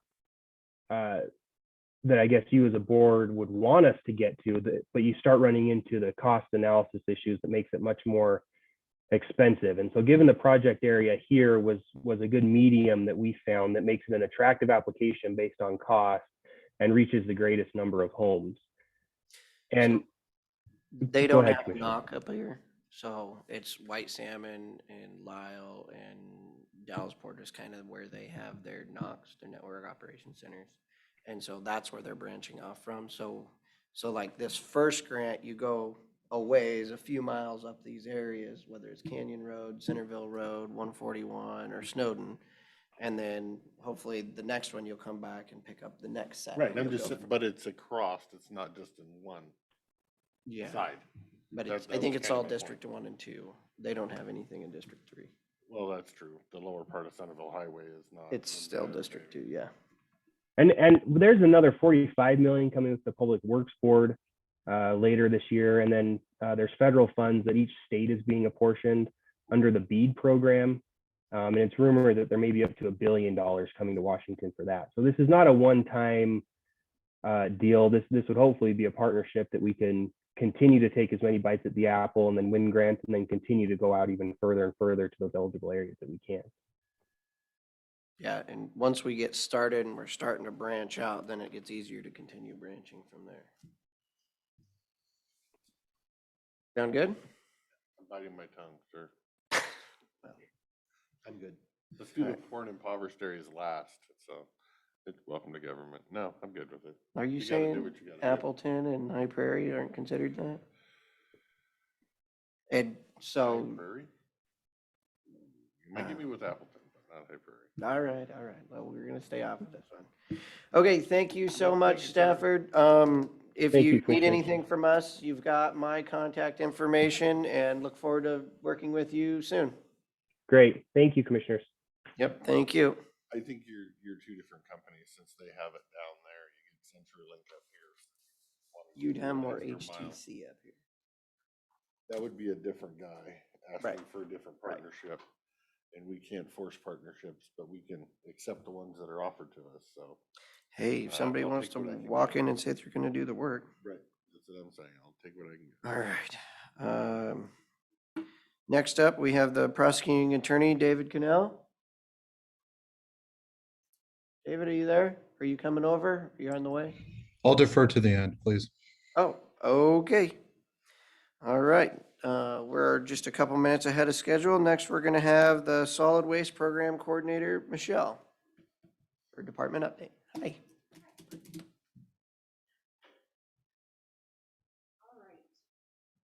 Should be green. It shows green. Is it green? Oh, press the button. How about now? Ooh. All right. So the Bingen and white salmon community cleanup we touched on at the last meeting, but I didn't have the statistics in yet. So we got some of that in. We were able to collect 34 tons of garbage, 160 yards of yard debris, which comes up to about 4 to 5 tons of weight per yard, 40 yards of recyclables, 75 yards of scrap metal, 400 gallons of paint, 10,000 plus pounds of electronic waste, 5,000 pounds of building material. There were 401 vehicles served and 23 home pickups. 140 volunteers provided 665 hours. So big operation. Every year it gets bigger and bigger, so it was another successful year. High Prairie, they actually did a community cleanup this year as well, and that was just this past weekend, and they did 3 roll-off containers full, so pretty successful as well. They also hosted a litter cleanup in May and collected about 700 pounds of litter, so they collected a lot of trash. There were some bigger, bulkier items, railroad ties and tires and tractor tires, so big stuff. Spring litter counts. So Republic Services helped us this year to do the spring litter counts. Last year we did a pilot program with Department of Ecology, and that required us to do a follow-up count this year to see what the unsecured loads were coming through the transfer stations. We went back up. We didn't drop a lot last year, but we did still drop after the campaign. We're back up to about a 76% unsecured load.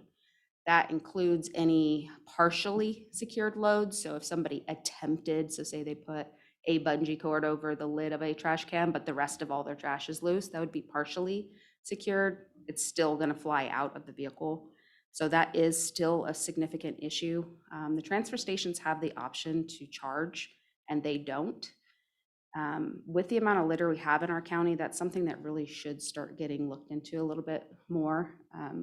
I know a lot of the loads that are driven around here, it's not just about it being some trash in the back. Like there are literally times I'm backing off, and I know other people are backing off because you can see what's in the load is very unsafe. So I think that's something that really should get pushed a little harder with Republic Services. They do pay for some of the fees for litter, so all of the litter disposal is waived, and that is a very big benefit. I mean, they could be charging us. So, I mean, in that aspect, they do their part to help with the litter in our county. But I think if we could stop it at the source, it would at least reduce by quite a bit. Goldendale, we did a litter cleanup this last weekend as well, June 4th, and we collected about 200 pounds of litter. We only had about 10 residents show up. Thank you. Commissioner Christopher was also there as well. And even with 10 people, I mean, you can still collect a lot of trash. So even on a road that doesn't look like it has that much trash, once you get down there and you start looking, it's all hidden in the grass. So thank you for all of the residents that showed up to that.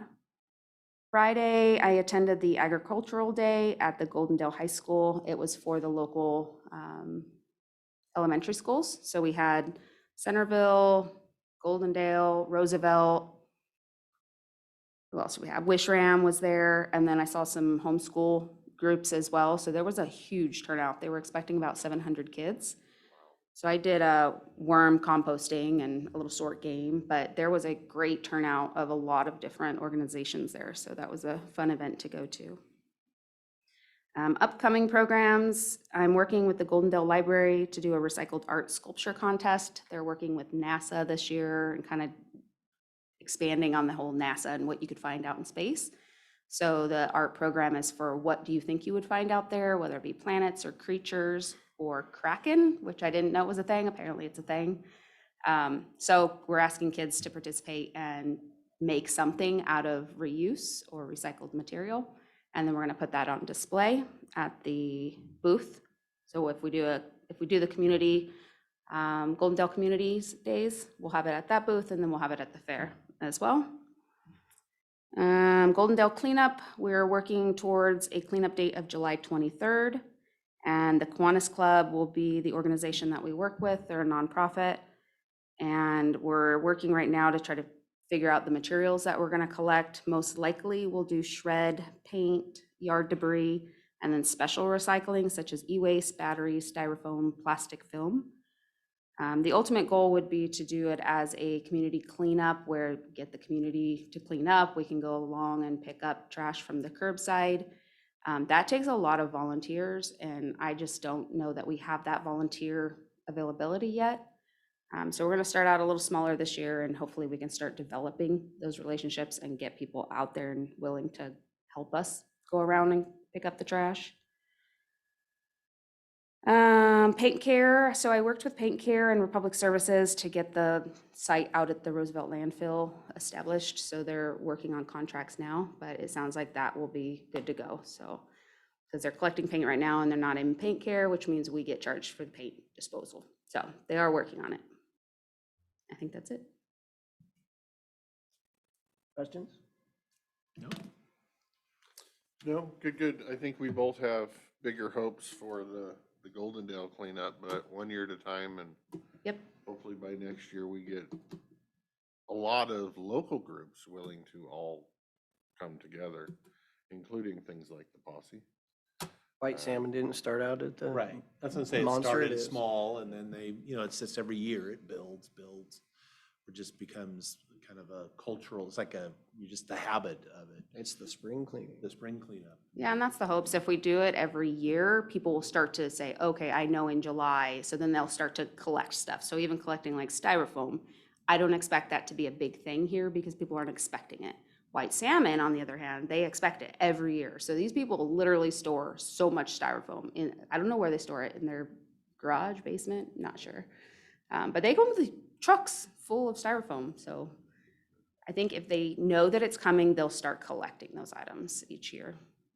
Here, I think it's gonna be a lot of what Sharon with Senior Services is saying. Elderly yard debris piles that never get taken in and just accumulates into nothing but clutter. So, Yeah, and I am working with them on their program that they're doing, so hopefully they'll be able to get out to the community and service the senior population as far as the cleanups go. Okay?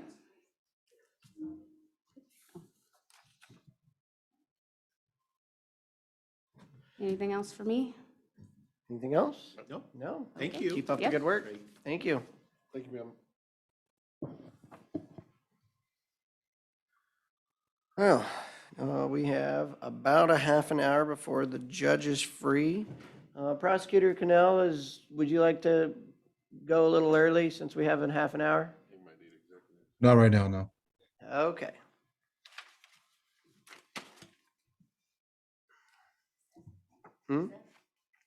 Yeah, we could do that.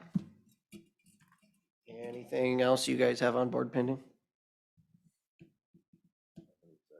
No, nothing exciting, so. Okay, Do you want to just recess? for please, half- yeah, we Mr. might as Chairman, well. I would make a motion to recess the meeting until 2:30, when we'll come back. I would second.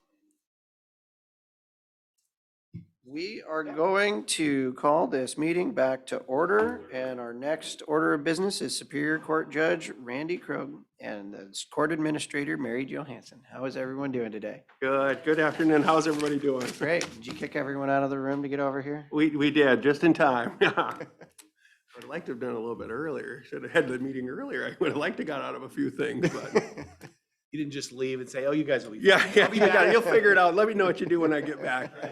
Sometimes it might work out better. Who's ever alive? You won. Like the old medieval days, Yeah. right? Yeah. Awesome. All right. So. Who wants to start this one? Yes, yeah, you may. I think- My schedule that's on your agenda is most, it was the information that Judge Krog had sent over. And it's just kind of alarming where we do not have enough indigent public defense attorneys. And some of the requirements have changed. And so I thought it'd be nice if he could share his perspective again with you. And maybe there can be, this might not be the first or last meeting, but to get things started, because there's gotta be a way to fix this and have enough public defenders, because the county it does have some liability if we're being sued for not having these public defenders. And there again, I know that Mary Jo works very hard to find enough attorneys to take care of the needs of the Superior Court. I'm not sure how the district courts are handling it, but I think they also do a lot of tap dancing as well. And we've got to do something to change this process. Yeah, bring in new attorneys. I don't know how to do it. Just to kind of echo a little bit about that, I know it was a number of years ago, a number of your predecessors, I know Jim Sizemore particularly, we had some meetings and discussions about it because it's been a problem since I was practicing law and since till I've been on the bench, finding enough attorneys to go ahead and handle and fill cover all the things that we need. And most specifically, we've been dealing with just the criminal cases and the stuff that's on our contract. But unfortunately, seems like every time we blink, the state adds more and more requirements or more and more obligations to provide legal counsel in different arenas, but don't give you one. Sometimes they give you some money to deal with it, but that only does us so good if we have attorneys to go ahead and apply that to. And some of those instances are such as Blake cases, which is a major change in the law regarding drug cases. And I think Mr. Cadell will probably talk about how much work their office has had to put in dealing with that. And we're very thankful because he's taken a lot off the plate of having to have defense attorneys do that, which we just don't have to do. And they provide funding for that, but one is finding attorneys to even use that funding. We've also got funding, another area that they've ordered recently to have attorneys be provided in the state of Washington is for unlawful detainers or eviction type cases. There's a requirement now to provide attorneys in all of those cases, and so they've ordered the OCLA to go ahead and essentially run that, but there's a caveat in there. If they don't have the attorneys or they don't have the funds to do it, it boomerangs back down onto the county to be responsible for that. We haven't had that issue. We haven't had a lot of unlawful detainers or evictions that have been filed, like I think they perceived was going to happen after the moratorium ended. So that's been helpful, but it's just another example of another requirement where they've added on the requirement to have attorneys. They made major changes to the guardianship laws involving minor guardianships and adult guardianships, and essentially has said anybody that's indigent in some of those proceedings are entitled to attorneys. And that's been probably the biggest area that we've had difficulty finding attorneys because there's just nobody out there that's willing to come and do it. And going back to how when I talked to the board before about it, I think there was ads put in multiple papers throughout kind of the gorge area up to Yakima down into the Hood River, Dalles, Wasco County.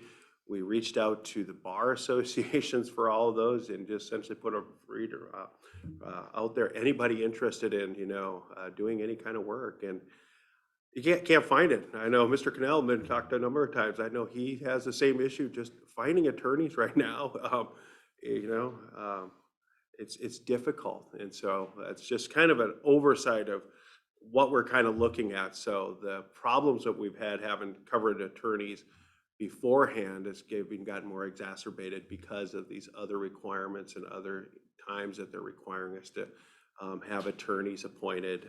Another example is any dependency, anytime a child's parents of a child's rights have been terminated within 6 months, we're required to appoint them an attorney. OCLA is supposed to take that on, and there was some indication they thought they were going to pay for the attorneys and get the attorneys. Now they're essentially, I think it's more of they're going to just monitor the system that's used to go ahead and provide, see that there's attorneys appointed to all these cases. So just another example of requirements for essentially unfunded mandates, requirements to have attorneys without one, either providing us money or providing us a pool of attorneys to use to do that. And I know when I've been to the board before talking about the contract for the public defenders, I indicated earlier, a third person would have been obviously very helpful because more people we have, when we have a conflict, it's one more person we can go to, and it doesn't require the court administrator to spend endless hours begging, borrowing, fighting, stealing, whatever it is to try to get attorneys to come up. And I know that pool's even getting slimmer. I know talking with the Skamania County prosecutor, one of them that we've been able to use a little bit of, Mr. Collins, who's a new attorney, got sworn in here by me about a year ago or so, had taken a guardianship case, and now I've heard he might potentially be going into the prosecutor's office down there. The only other one young attorney I swore in down there not long ago, he's doing public record stuff down there, so he's not available to us. So all in all, it's a bear pool out there to get people to do, and it's a big burden trying to find attorneys for one thing. Another kind of just aside to that is these guardianship law that they changed. Minor guardianships went into effect last year, adult guardianships went into effect this year and the changes in what we have to do and the requirements of county council. They're also now requiring essentially appoint what are called court visitors or guardian ad litems. And finding the pool of that is next to impossible as well. So like I said, I would probably believe, I don't know, Ms. Hanson could probably tell you what percentage of her time is spent just trying to find people to cover these responsibilities. So it doesn't have any answers, just kind of hopefully get a little bit of an overview of it, kind of the depth of the problem. Commissioner Is Crisper. is this an issue with there's less attorneys than there was 5 years ago? Or is this an issue of, no, it's probably the same amount of attorneys, they just really don't want to do indigent defense work? So they're doing probate and other things that are more lucrative. You know, some of the number, I mean, I haven't looked at it real closely lately about what the numbers of attorneys are that are coming out of law school. But it probably is a little bit less than were coming out back when it kind of got started and people were willing to do these types of things to kind of just, one, get your feet wet and get underneath you. But just anecdotally, I don't see the attorneys in the area like I did when I was first starting there. I mean, back when I first started, we had Rick was practicing attorney up here. Mr. Cannell was practicing attorney for a while.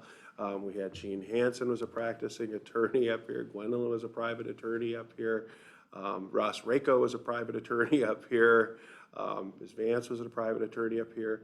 Skamania County, we had, you know, 3 or 4 attorneys that were in Stevenson. There is nobody that has a office in Stevenson right now that's a practicing attorney. We've lost Woodrich and Archer were down there. No longer down there. Mr. Anderson had a firm down there for a while. He's not in there anymore. We got Mr. Lands over in Bingen is kind of the only one that I see regularly around here. I know there are a number of other attorneys there that do kind of specialized stuff, but so whether or not the numbers are down, I don't see the numbers. I mean, that we did before. I mean, that's just more anecdotally versus having looked up what numbers are coming out of law school and plopping in here into Klickitat and Skamania County. But also, I think just finding attorneys that are willing to do it is even more difficult than it was in the past. I think we used to go down to Judge Weisfeld's courtroom and there was probably 7, 8 attorneys that would usually be in that back room beforehand, you know, in the little gathering and that were practicing down there. And I don't know if any of the district courts right now have even close to that number of attorneys that are willing to practice and do indigent defense. So.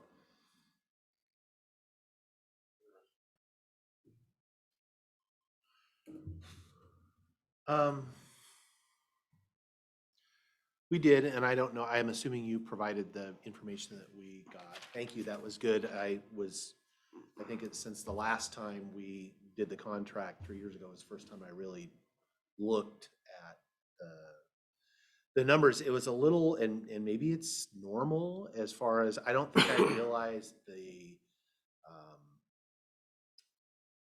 workload requirements were not what I expected to see. I'm going to be really honest as far as like the billable hours that are being billed against these are the public defenders, and I recognize and I really appreciated that you have nothing to do. You know, we manage that contract, so maybe I'm having this discussion with a larger group, and I'm wondering if maybe part of our inability to get folks to compete for that contract is I think there may be a misunderstanding as to the amount of hours that goes into that.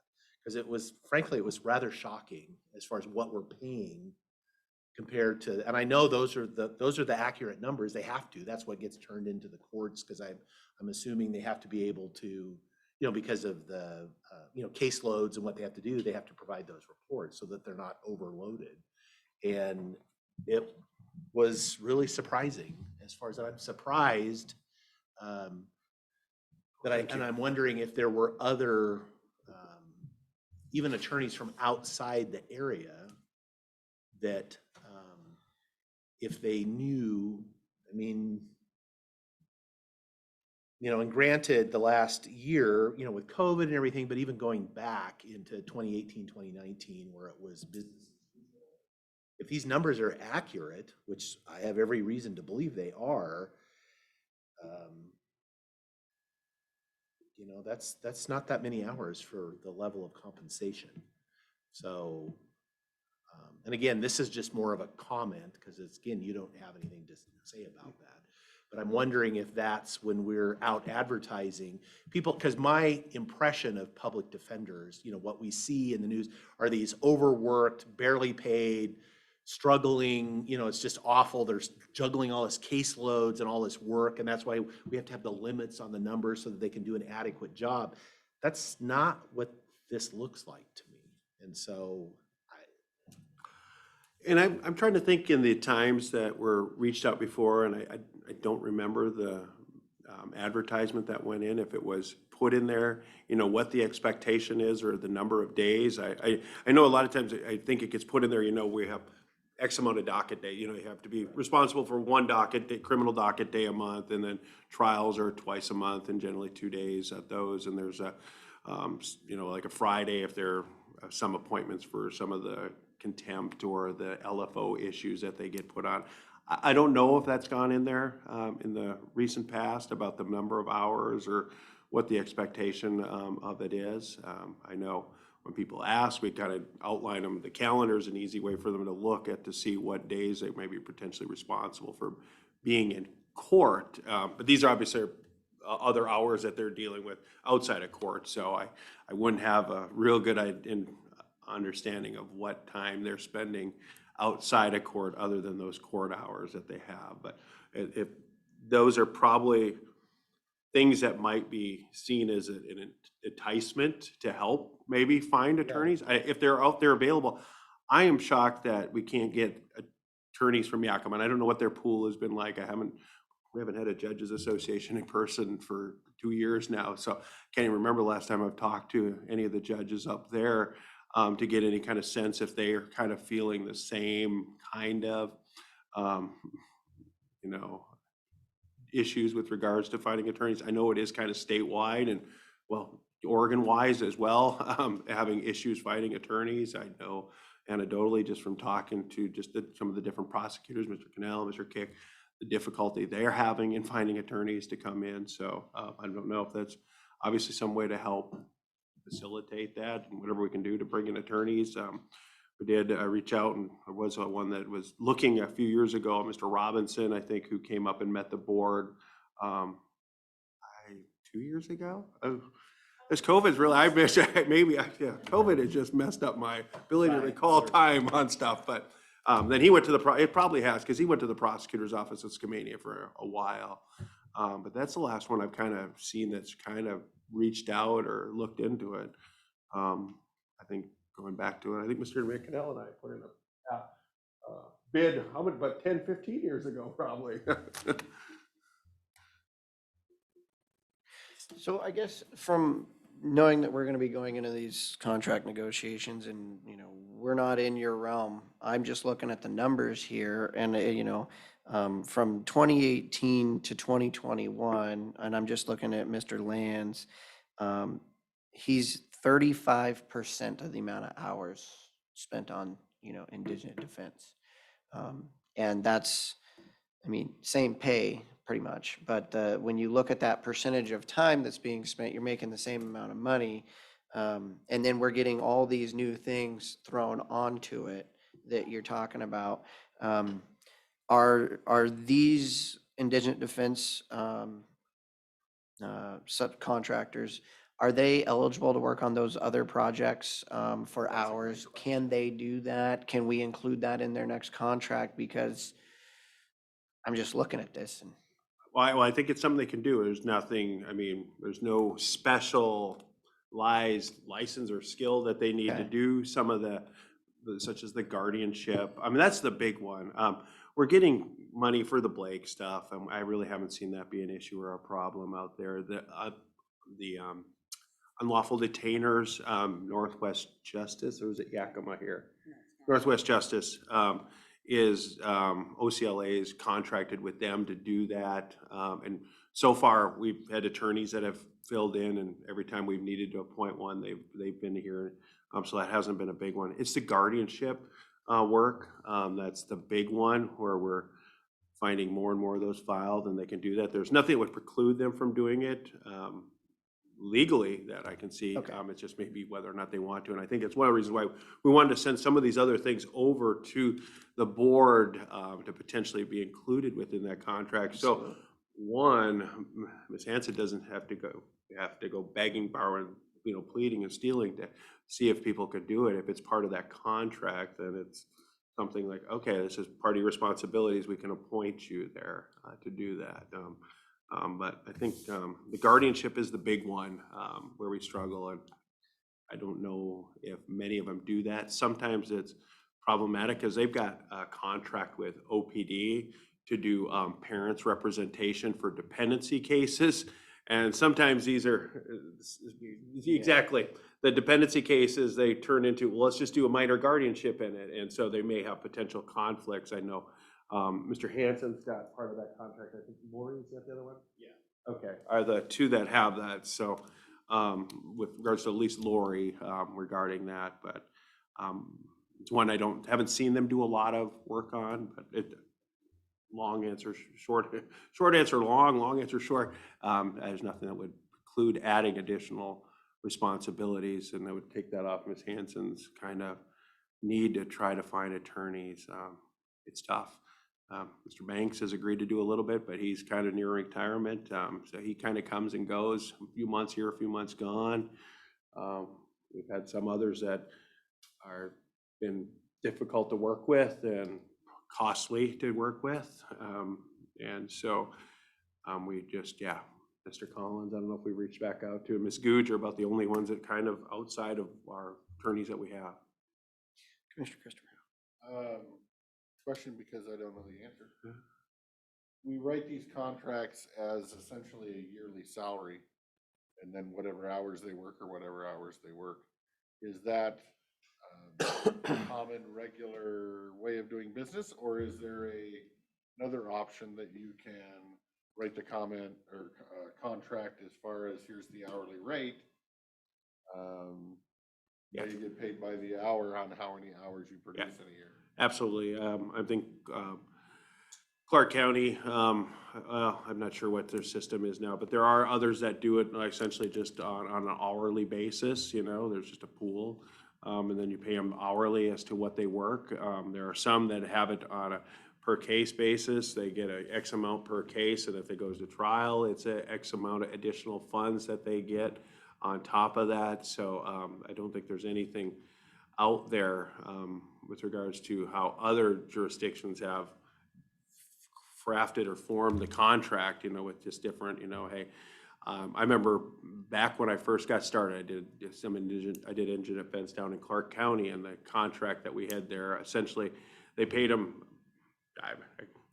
$50 or whatever for every case that we had, and if the case went to trial, there was additional X amount of money, or if it went more than so long, 50% of the case, you got a little bit additional funds they paid to the firm that I was working for down there. Was a different way of dealing with it. Some do it just on a pure hourly basis, but. Well, I'm just trying to, I guess, elaborate off of what Commissioner Sauter was doing. If you could post the ad that here's the hourly rate, that might be a little more, oh, that's interesting, if they actually knew. That maybe, depending upon what that hourly rate is that you use, I think we're getting a lot of pushback on the $75 that we've used for quite some time. Rick, do you still do 75? Yeah, we're still at 75. I know Judge Rainier down in Skamania County went to the board and indicated that he was upping his, I think, to $100 an hour, just based upon some of the pushback he's had down there. So, Great. Compared to this, it looks like a great number. Right, with regards to that. And then there's the ability to monitor that, though. I mean, maybe additional issue of A whole bunch of billable hours on every single case? yeah. I remember when I first started, we used to, that was my own fault. I'd go to Judge Reynolds and it was like, I did 2 hours on this case. And so when I went to the first time negotiate, it was like, I got to do based upon what the billable hours you give me. And, we were doing such a nice thing by giving a break to our clients, because back then they used to require the clients to reimburse for all the attorney hours fees you had. And so you may see a little bit difference as to what is. Right. And that's my worry going that direction. So. Well, so that would be my question. Since 2018, we're down 50% or to 35%, total of hours worked. From your perspective, is this where you see it going with the changes in the laws? Do you think we're going to be down at these numbers for a while? Do you expect it to bounce back up? Where do we see that being? I expected probably to start seeing it, going back up from the criminal's perspective by now if it was going to, but there's been such a substantial change in the law. And I think Mr. Cannell could probably talk to it better about what is, the change with regards to getting rid of the drug possession cases. I mean, I just maybe pulling on now, I would say that was at least a third, it seemed like, if not more, were just drug possession cases. And then they decided to change the law and essentially make them misdemeanors, and after 2 attempts at rehab. And that law is going to essentially sunset here, I think, in 2023. Are they going to get rid of drug possession cases altogether? Are they going to make it a felony again? And then will we see a significant increase in the number of cases there? I'm not really sure. The change in the law with regards to, officers' abilities to go ahead and pursue individuals in the attempt to elude cases that have gone way down now. We're not seeing some of those which were kind of the bulwark of all the cases that we had before. So I realistically don't know if I anticipate to see a whole big increase in the number of criminal filings that there are out there. We are seeing, because of the guardianships and the civil stuff and the requirements that the state is putting in to require attorneys in all these other areas, that may be kind of, if the attorneys were required to do that, that might be an increase in the amount of work and time. But I don't know. I'm just going anecdotally, kind of assessment of what I've seen in court. It seems to have been pretty steady. I don't feel like there's been a whole lot of increase in the number of trials and stuff we've done, or the number of filings. It seems to be pretty consistent, at least the last number of months, in the number of cases I seem to handle on a typical Monday criminal motion docket out there. So is there rules for how many hours or how many cases each one of these can have, each one of these attorneys can manage at the same time? Because I just see the stuff from Portland saying, they've got 90 clients running at one time, and we've got to limit this because we can't provide anything. There's Grant County got in trouble years ago for essentially, as you talked about, the public defenders that were running ragged, had 300 cases and weren't able to do anything, spend an hour on a serious, rape or murder case and, plea them out. And there was a lawsuit back then, and essentially the ACLU came in and essentially monitored them, and I think they potentially still are monitoring them in how they handle and manage those cases. But kind of the fallout from that, they did set standards for caseload limits, and it's something I haven't looked at it for a long time because I haven't had to file the declaration saying essentially I'm under those limits, which is what they have to require. But essentially, it talks about 150 felonies per attorney per year, 300 misdemeanor cases, 250 juvenile offender, 80 open juvenile dependencies, or 250 civil commitment cases. So, and then depending upon how many have, a combination of those. And then there's ways to weight different cases for purposes of whether or not you're exceeding those limits. But there are caseload out there, or caseload requirements out there that the attorneys have to essentially satisfy. And I think part of the contract even says that they have to indicate that they're going to be in compliance with those standards or limits. I do want to add, though, that Klickitat County has not adopted a case weighting system. So we do not have anything in place that tells us that each attorney has to do a certain percentage, or each case counts as 1 or a 0.1. So we have never done that. And the reason we've never done it is because we don't have enough attorneys. If we go over, then we're over and we're in violation of our own edict, kind of. So we've never adopted that formally. But we're nowhere near it though, are we? I mean, so per Not attorney. based on the number of hours. But this is, your hours are just the case hours that they're working. They also have private businesses that they also practice, so it's a total of everything. It's not just county work. Like for Mr. Lamb's, just example, he's the prosecutor for Bingen, so does the prosecution down there. He's a city attorney for Bingen down there.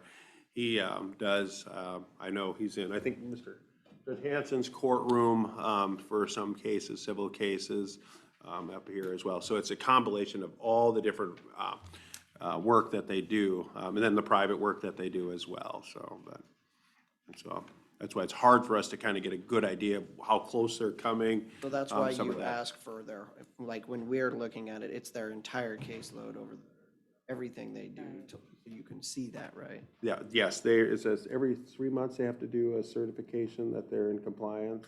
Right, that's Yeah. what they're doing.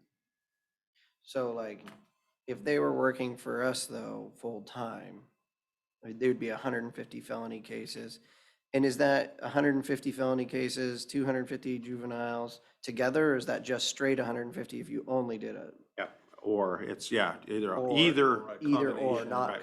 Or 100 juvenile, or 100 juvenile, 100, adult, yeah. We're talking about the weighted, so, a felony is 4 misdemeanors. Right. Vice versa. But I mean, that's, when I just look at it and I break it down by the hours, they're working 6 hours a week over the past 3 years on average.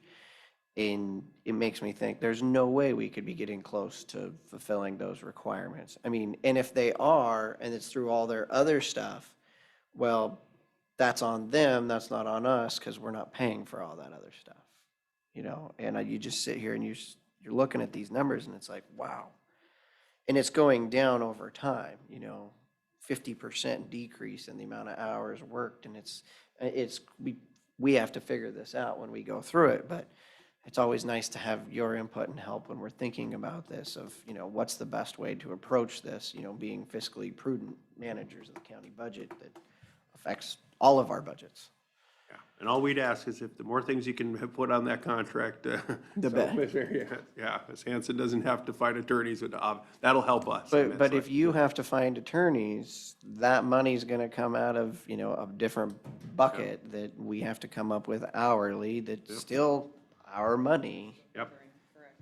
Right. Well, I think we have our work cut out for us to devise a better way of marketing the contracts when it comes due, because I just cannot imagine that we can't entice somebody with, if they really understood. You show some probate lawyer that price per hour, and you might entice them. One thing I do want to add, because I want to make sure that everybody understands that the 2 contract attorneys that we have also provide services for both district courts. And they do cover a majority of their cases. So that's a really important thing that, you want to make sure that is thought about anyway. Because if we take them away from them to be 100% Superior Court, then we've shot them and it doesn't work. Well, the Superior Court doesn't have that much need, correct? I mean, are these people pushing their dates out and everything in trials because they're so busy doing other things? Or are they putting, our contract, that's a flat fee contract first, and they're doing our stuff, and then once they're done with ours, then they can go work district? I'm not finding that there's conflicts with district court that they ever come in and say that's the reason that they're asking for continuances on. That it's because of their work in district court. I don't think I've ever heard them say that that's a basis for why they've continued a case. Judge? Yeah, if I could just interject, we do have 2 of the attorneys. Court-appointed cases in my court on an hourly basis. We adjust our schedules so it doesn't conflict with their Superior Court days. We've had to readjust our schedules so I wouldn't lose them as attorneys. So you're doing the adjustment rather than Superior Court doing the adjustment? Well, I've always told Superior Court's superior for a reason. It's on the record right Yeah, now. I would sure hope so, since we're the flat rate, Yeah. So, but when they're working for you, they're working for 75 an hour. And when they're working for us, it could be, anywhere from 215 to 466 an hour. When you average everything out. And Is there a way to get the numbers on how much they're working for him, even though it It's doesn't in there. necessarily pertain to our contract? It's in there. It's in this? No, it's in what our packet, because we couldn't include that, but they have to, and They have what to they show to document it these so that they're guys. within their Yeah. For the caseload. grant funding and stuff, a lot of that is required for when Ms. Hanson does the grant funding at the end of the year for OPD. It has to include their work both in Superior Court and other work that they do.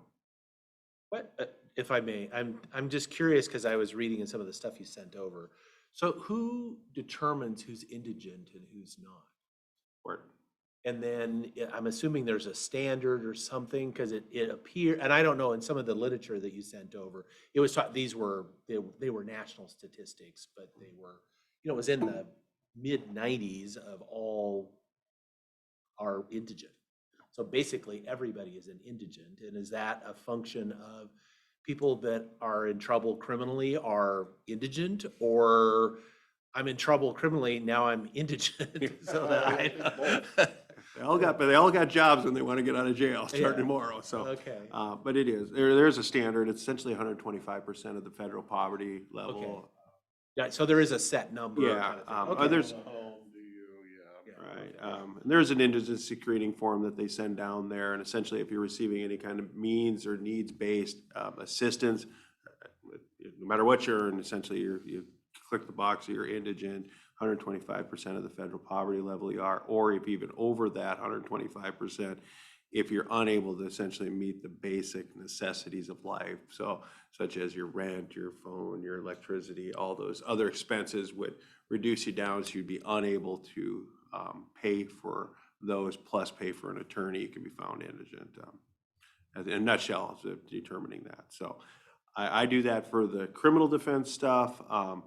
OPD essentially in conjunction with me does it for essentially like the dependency attorneys, because they got a parents representation program for dependency cases where they appoint attorneys, like I said, with Mr. Hanson and Ms. Hochter are the attorneys that have contract for that, so.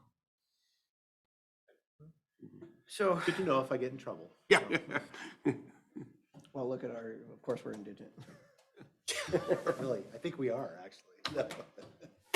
When we look at the recommendations from the state that it be an attorney, it can't be you managing it because that would be a clear conflict, but who's going to manage these attorneys? And it says in there, what was forwarded, that it should be an attorney that's not associated with, the court system.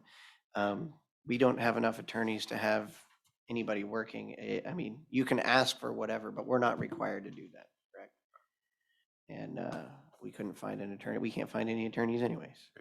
Yeah, I'd hate you to steal the attorney to do that when we Right. can use them for, other stuff.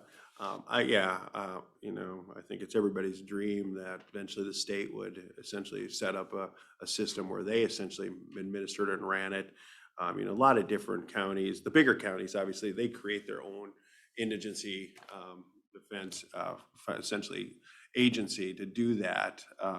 Clark County has it, so somebody runs and manages that, I think Pierce County recently did that.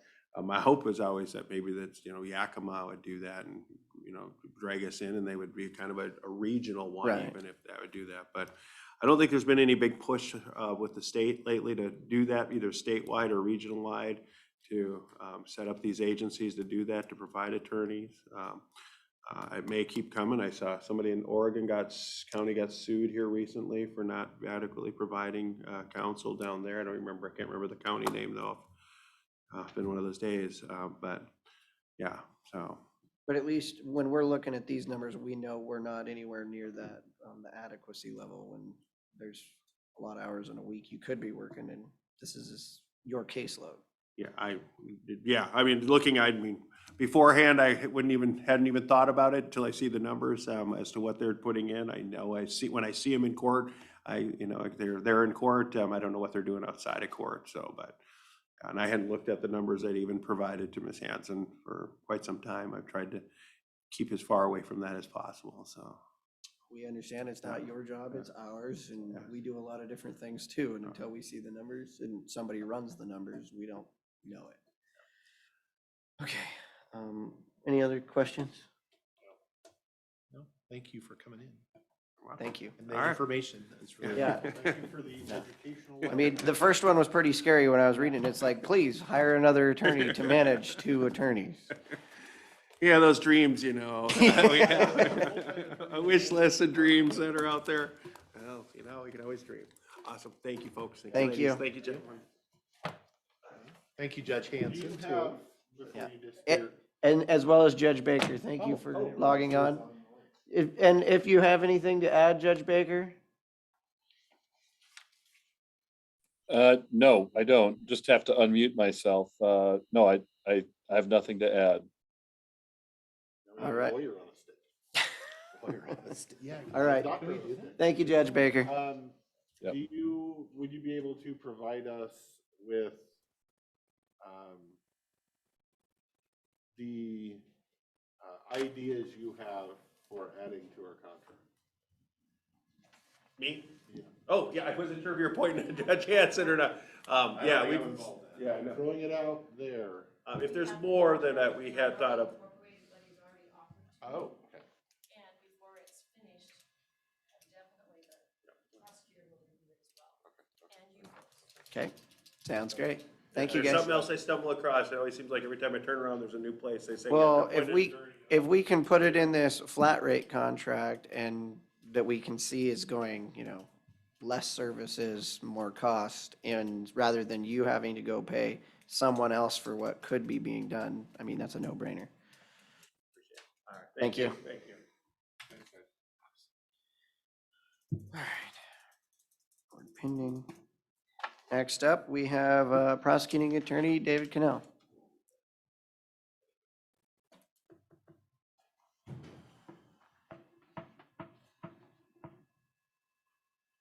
Good afternoon, sir. Good afternoon. He's wearing black. Do we need to stand? Oh. Not yet, not yet.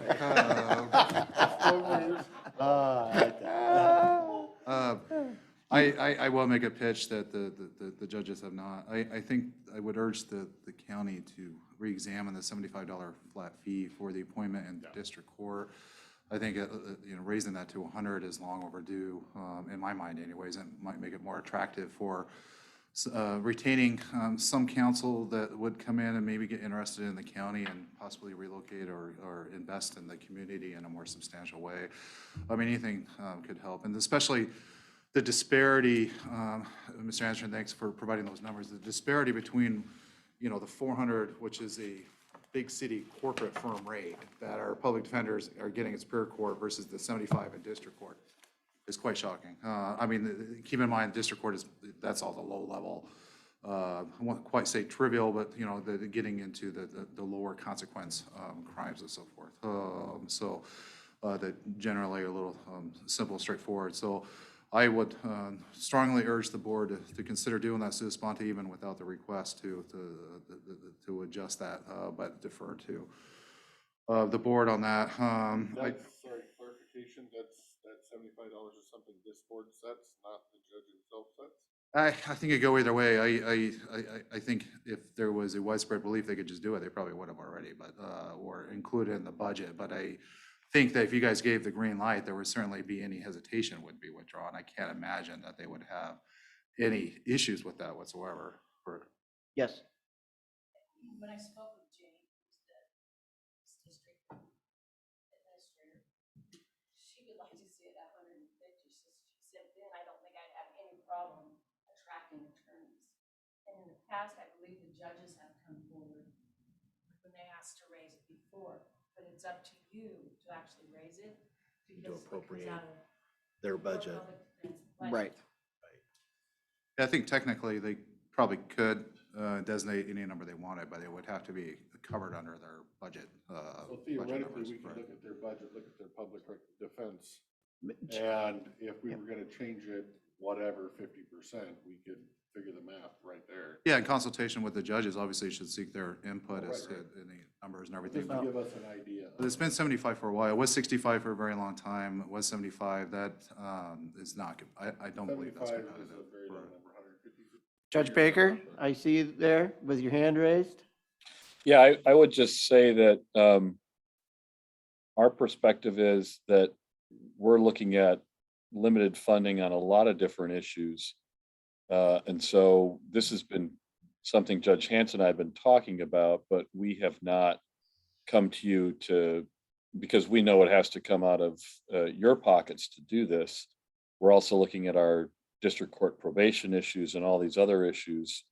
We wanted to make sure that we had our priorities straight, and that's our priority right now. But I agree with 100% with Mr. Cannell. We have, when I started this job was the last time we raised it. So that was 8 years ago, we went to $75 an hour.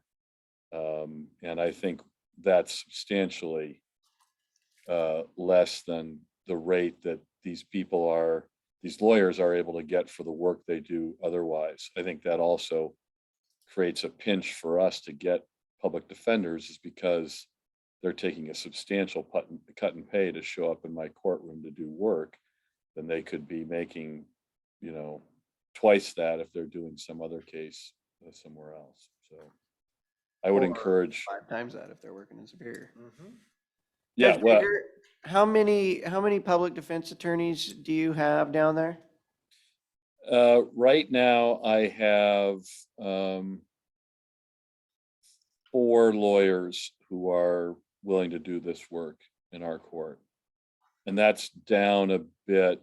I have the benefit down here that I have a couple lawyers who come over from Hood River who do the work, which is what I did for 20 years when my office was in Hood River, and I would drive from my home in Trout Lake and stop in court here and do cases. Part of the thing that's funny is we're sitting here talking about this, we're talking about the lack of lawyers, and I look at it, and Judge Hanson left the practice, became a judge. Randy Krogh left the practice, became a judge. I left the practice, became a judge, and David Cannell left the practice and became the prosecutor. That was probably 50% of the defense lawyers in the community 8 years ago. We've actually identified what the real problem is. It might be. Hey, $460 It's an the hour, I'll go voters. The back. voters are the ones that cause the problem. Yeah, that's right. It's the voters' fault. The voters that cause the problem. Yeah. But we haven't. I think the point is we've not replaced these lawyers who've done other things, and then the lawyers who quit, they didn't get replaced either. There's a real lack of attorneys in the gorge doing this work, and hopefully the $100 would be an incentive. I think it's the right thing to do. Thank you, Judge. You bet. Okay. I think for the most part, I'm the last young attorney that showed up and stuck around. Except for Rebecca in my office, she's younger and stuck around. But that's almost going on 20 years now. We haven't had people show up and stick around. Well, if we pay them what they're worth, hopefully that changes. That's the hope. Again, $460 an hour. That's. I don't think he was referring to I don't. Yeah. Public defense contract. I'll do it. I don't think they're aware of this. I get. I think you'd have more applications. No, you can't pull your name once you've already signed up to run. You can, you get like 7 days or something. Well, I could resign. Never mind. But I get $80 an hour, so if that's any comparison. With benefits and everything, averages out about $100 an hour, 105. So. Yeah, and then my deputies are considerably less. The deputies are extremely thankful for signing off today on the consent agenda. I just want to express my appreciation, and hopefully that makes a difference on our recruiting issues, as I've bellied about before, has been a substantial issue.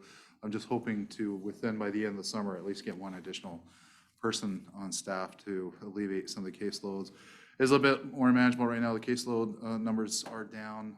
I do anticipate, Chair, as I expressed to you earlier today, probably 10-20% increase in the next year or two, but absent any substantial revisions in some of the controlled substance statutes, I don't think absent a doubling in population, for example, we're just not going to see those kind of numbers that we saw from up until the 2018-19 timeframe, culminating in the end of 2019, 2020, and the pandemic struck. Everything came to a standstill for a while. I mean, most people were at their home for months on end. There wasn't a lot of crime reported. And then the Blake decision that threw out, depending on the year, between 30 and 40% of the caseload right then and there. That we were one of the last few counties in Washington that did prosecute possession charges as felonies. And so that was substantial reduction. And then the increasing limitations placed on the investigative ability of law enforcement has affected the ability to put together chargeable cases, because the standard for arrest is probable cause. That's not the standard for charging. The standard under the RCW for charging someone with a crime is that the prosecutor makes a determination that's highly likely to obtain a conviction before a fact finder, whether judge or jury. That's far above a probable cause. Probable cause is good enough not to lose your house if you arrest someone. It's good enough to not get successfully sued if you do charge someone. That's it. That's nowhere near enough to actually file charges and before the prosecution, because that takes evidence beyond a reasonable doubt. It's a far cry from, there's a large gap between the two. And so. So what percentage that get forwarded, actually, you decide to go prosecution-wise on that? I mean, with that gap, probable cause, arrest, and then making that jump, what's the percentage?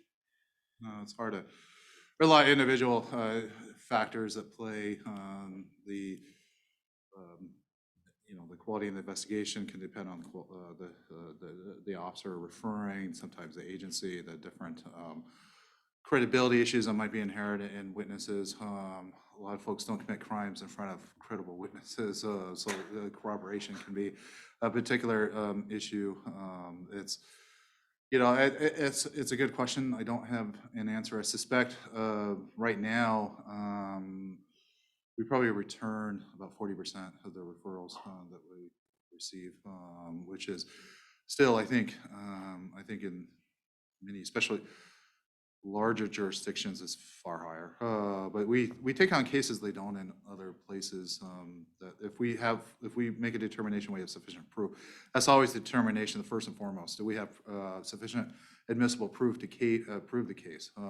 This is not patting yourself on the back for an arrest or a charge or trying or prosecuting or convicting anyone via press release. This is admissible corroborative evidence that can be used by a fact finder to make determination of guilt. It is a very high standard. It's getting much more difficult and higher as the years. Most jurors, there's usually at least a couple of members of the jurors that just don't want to convict. They just don't want to tell someone they did something wrong. They don't want to feel responsible for them being punished and having adverse consequences in their life. So often the evidence simply has to be overwhelming. That's the increasing over the years. They used to kind of call it the seesaw effect 15, 20 years ago with these television shows that people have this really ridiculous notions of the ability to get fingerprints and DNA evidence and so forth. That's still to this day largely fiction. But that's not the expectations that lay people bring in who consist of the jury pool. These are not criminal justice professionals. They're not scientists. They're not familiar with what the law is. It's usually a lot of ideas of what the law should be, but they're directed to apply the law. So there has been I think an uptick in some of the filings in the last 6 months and adjudications. In the last month or two, we've had a lot of successful conclusions of cases. We had 2 individuals that were caught down in Dallasport that both had protection orders against. One of them, the female, ended up biting an officer. So we adjudicated on that, violating a protection order, an assault 3rd degree against the officer. Obtained a sentence from the judge of 33 months in prison for her, and then 12 months and a day for him. He didn't bite the officer. And so, that's one thing that we've always held a firm line on. Assault 3 cases committed against law enforcement, we've never reduced, we never dismiss, absent the judge throwing something out. Those are I think sometimes people, I think in the past, Superior Court Judge Altman specifically stated so before the past board, and I think sometimes it's alluded to some of the issues in recruiting from out of the areas that there's a bit of a reputation for what they deem as being unreasonable. And so, especially the folks in Yakima, they don't understand. We don't charge, 10 counts and try to get a plea to one and a slap on the hand. That's not how we do it here.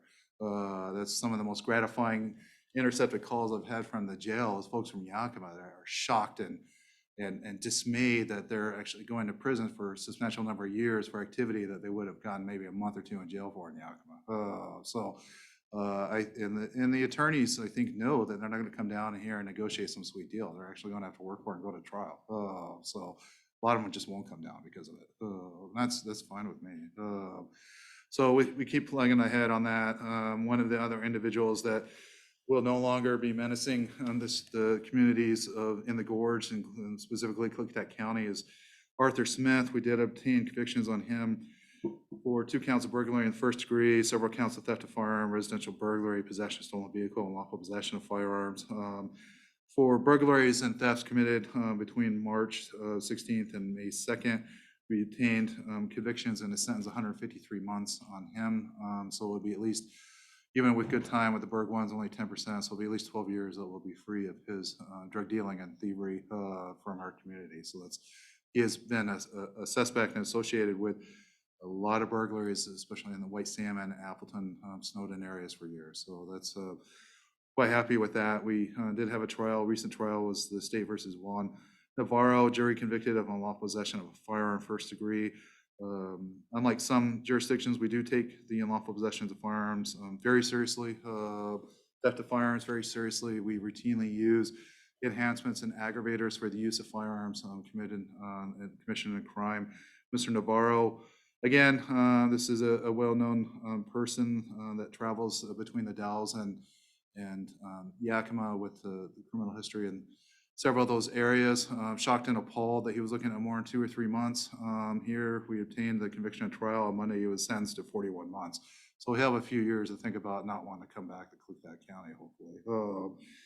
That's the State versus Joey Russell is the individual that was convicted after a jury trial in early May of repeat violation of, actually we've prosecuted him several times for violation of protection order. This one was a assault 4th degree, which we charge as a felony. This is something the legislature amended the statute a couple of years ago. So if you have 2 or more prior domestic violent offenses, we can charge an assault 4, which is generally a gross misdemeanor. This is an assault not amounting to 1st, 2nd, or 3rd degree. So this would be generally something that would be no lasting injury, no permanent disfigurement, no substantial pain, the typical slap across the face. Though this particular incident was more than that, but it was not, did not raise to a felony level assault in itself. But we used that history.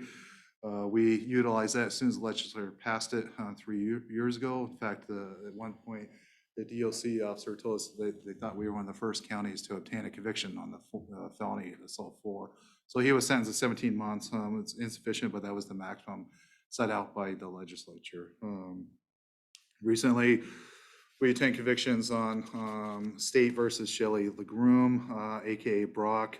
She was involved as a lookout and accomplice and offense for burglary that occurred in Dallasport against our neighbor. We again obtained convictions of burglary 1st degree with that firearm enhancement, theft of firearms, theft 1st degree. She was sentenced to 90 months in prison. With one of the attractive parts for the prosecutors of the firearm enhancements is that there is no good time on that. So 60 months of that sentence is the firearm enhancement, and she doesn't get a single day of good time on that. That she did not have substantial criminal history, but these charges are serious enough to warrant that kind of sentence right off the bat, and was heavily involved in drug trafficking and the cultural milieu of that unfortunately a lot of our community members are sucked into. There are plenty of resources to obtain rehabilitative services and help if you want them. drugs are basically been legalized. There's not much we can do about that. But I will not allow drugs to be used as an excuse to victimize your neighbors and to steal and rob from innocent people. And if we find you, and if we have the sufficient evidence relayed to us and obtained by law enforcement, we will convict you. We will send you away for years. And that's what I've done the last 8 years. Will continue for looks like the next 4. So A question, if I may. What's the good time, what's the discount that you get for a good time? So the DLC, I think our local policy is up to 5 days every 30. DLC is much more generous. It depends on the classification of the crime. Most nonviolent Class Cs, they're up to 50% good time. So if it's a 24-month sentence, they'll maybe do 12 months. And part of that 12 months might be transition to alternative housing. And so the more serious the crime, the less good time. So the Class A's and the violent offenses, they usually, which would include that burglary in first degree, they usually fall within a maximum of 10%. Usually you want some ability to have good time as a management tool, but there's not a whole lot of people that get denied their good time, I'll put it that way. But I was gonna ask, is that, I mean, do most people qualify for good time? Yes. Yeah, I think that's. What's the definition of good time? You're not Something else while in there? While in. generally, you're not committing new crimes, you're not Is that repeat. kind of hard to do in jail? Well, you can be assaulting. There's. Well, okay, that's true. We had a case 7 years ago. We successfully prosecuted rapes that occurred at the jail. That went to trial. He was sentenced to 20 years in prison for his rape. Shockingly, the jury on that one came back as not guilty on one count, but guilty on the other. So one night they're saying he wasn't raped, but the other night he was. It was sometimes you don't want to think too much about what goes on in that room, but so in any event. You don't remember that? I think that was about 7 years ago, 6, 7 years ago.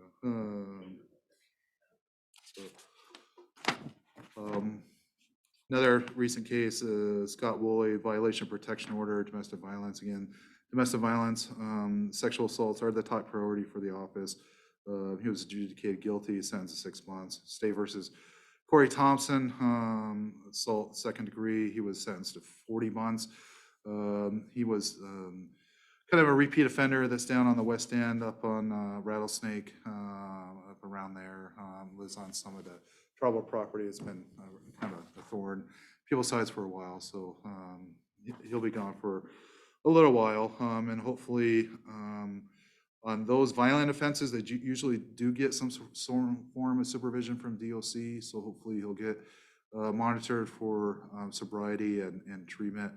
One of the most frustrating aspects is that a lot of these property crimes, the legislature determined 4 years ago, they don't want to pay for supervision anymore. So vast majority of the property crimes, you were not sentenced to any term of supervision. So for example, residential burglary, 2nd degree, the felony level thefts, you do your time and then that's it.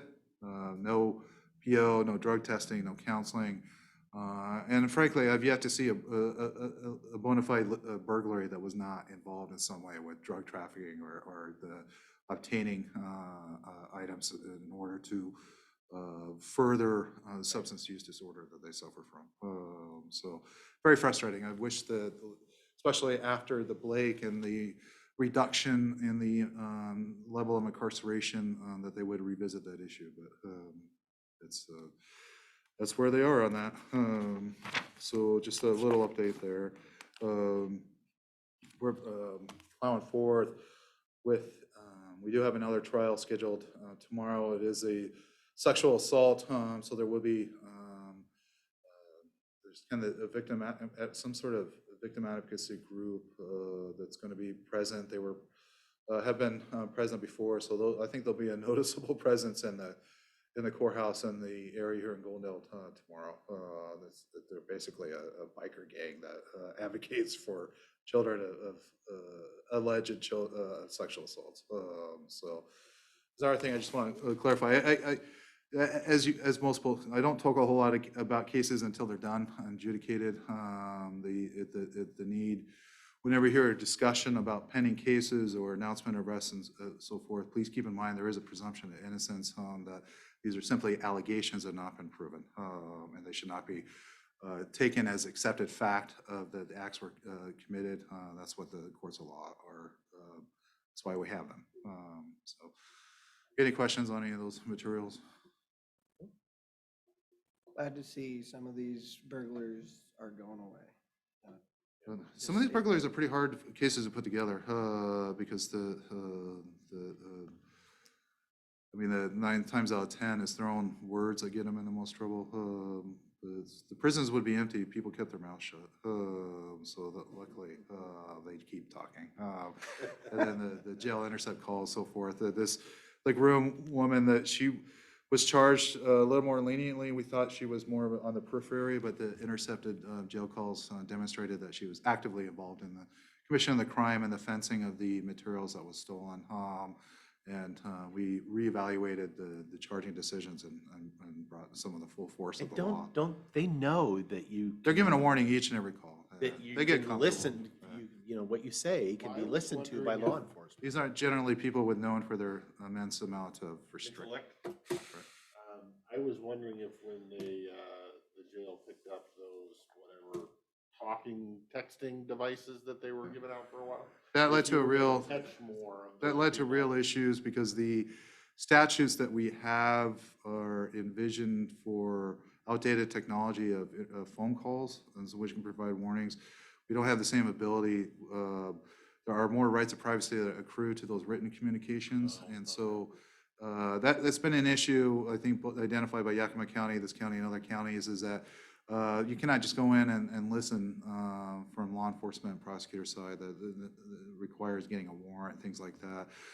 Then there was an issue of litigation in which, unfortunately, I opened up an inmate's texting for the first time, just to see what it was about, scrolling through the messages, mostly,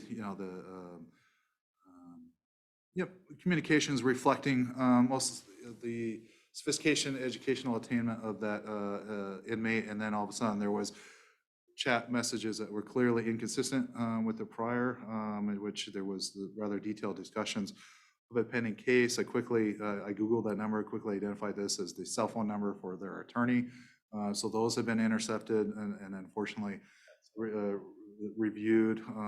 It created a huge issue. We had to farm out the case to Skamania County. And in fact, I believe that case is still pending. So it's been, I understand as a management tool and even a potential revenue stream, but the privacy interest and the inability to monitor and the security concerns that would bring. And I appreciate the jail maintaining the cutting of that off. I know the vendor was very unhappy about it. Right, and I guess that was going to be where I led this question to. Right. You just said the cutting of that off, and I just wanted to. That's where I was arising is have we cut that off?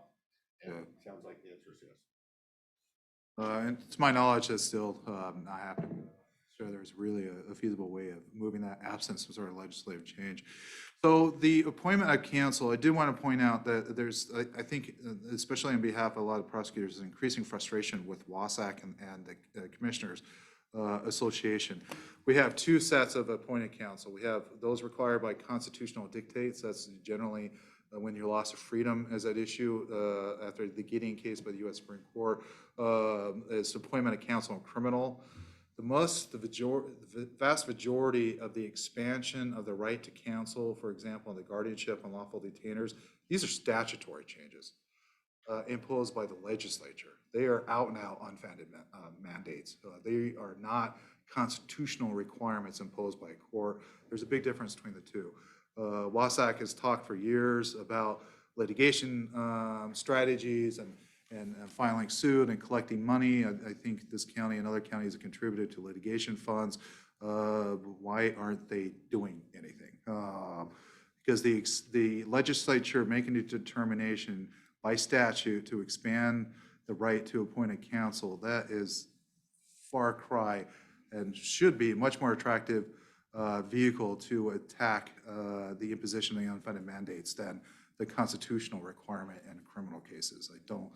I hope that you guys are having some conversation with WASAC. I think there's increasing frustration that a lot of talk, but not much bite. So I'll just throw that out there. Yeah. Careful. Yeah, all right. Well, You probably know more than that then. Well, it is. I mean, it's not like we have not had other things that we've done, and we've had our collective backside handed to us twice already now. well, the mailbox Third thing, time's the right. charm, I guess. And Well, you took on lawyers before. whose do you think we're taking? I mean, Right. we're always taking on lawyers. Well, the Wasatch intentionally went after prosecutors, and that was bound not to go well. But I think going after the legislature where there's clear guidance that you can't pass along these, you can't impose all these requirements and not pay for them. But so just want to. We've had a lot of discussions in the past, which I think we're alluding to now. But so I just trying to get your two new seatmates on board and put pressure on your organization. No, that's fine. And I probably should lobby privately to do that. So I do have a couple cases a couple matters to cover in executive and won't take long. If you have other matters, it might be best to defer on that. Or We don't have any other matters. No, we're good. How long you need? let's go ahead and start with 5. Are we anticipating anything afterwards? We are not anticipating anything. For everyone who is still here, all 19 of you, thank you for signing on and listening today. We are going to enter into executive session. When we come out, all we're going to do is adjourn. So if you would, please sign back in next Tuesday. We have no scheduled workshops on Thursday. So right now, we are going to enter into executive session in accordance with RCW 4230 110 1I for 5 minutes to start with. Thank you all and have a great day.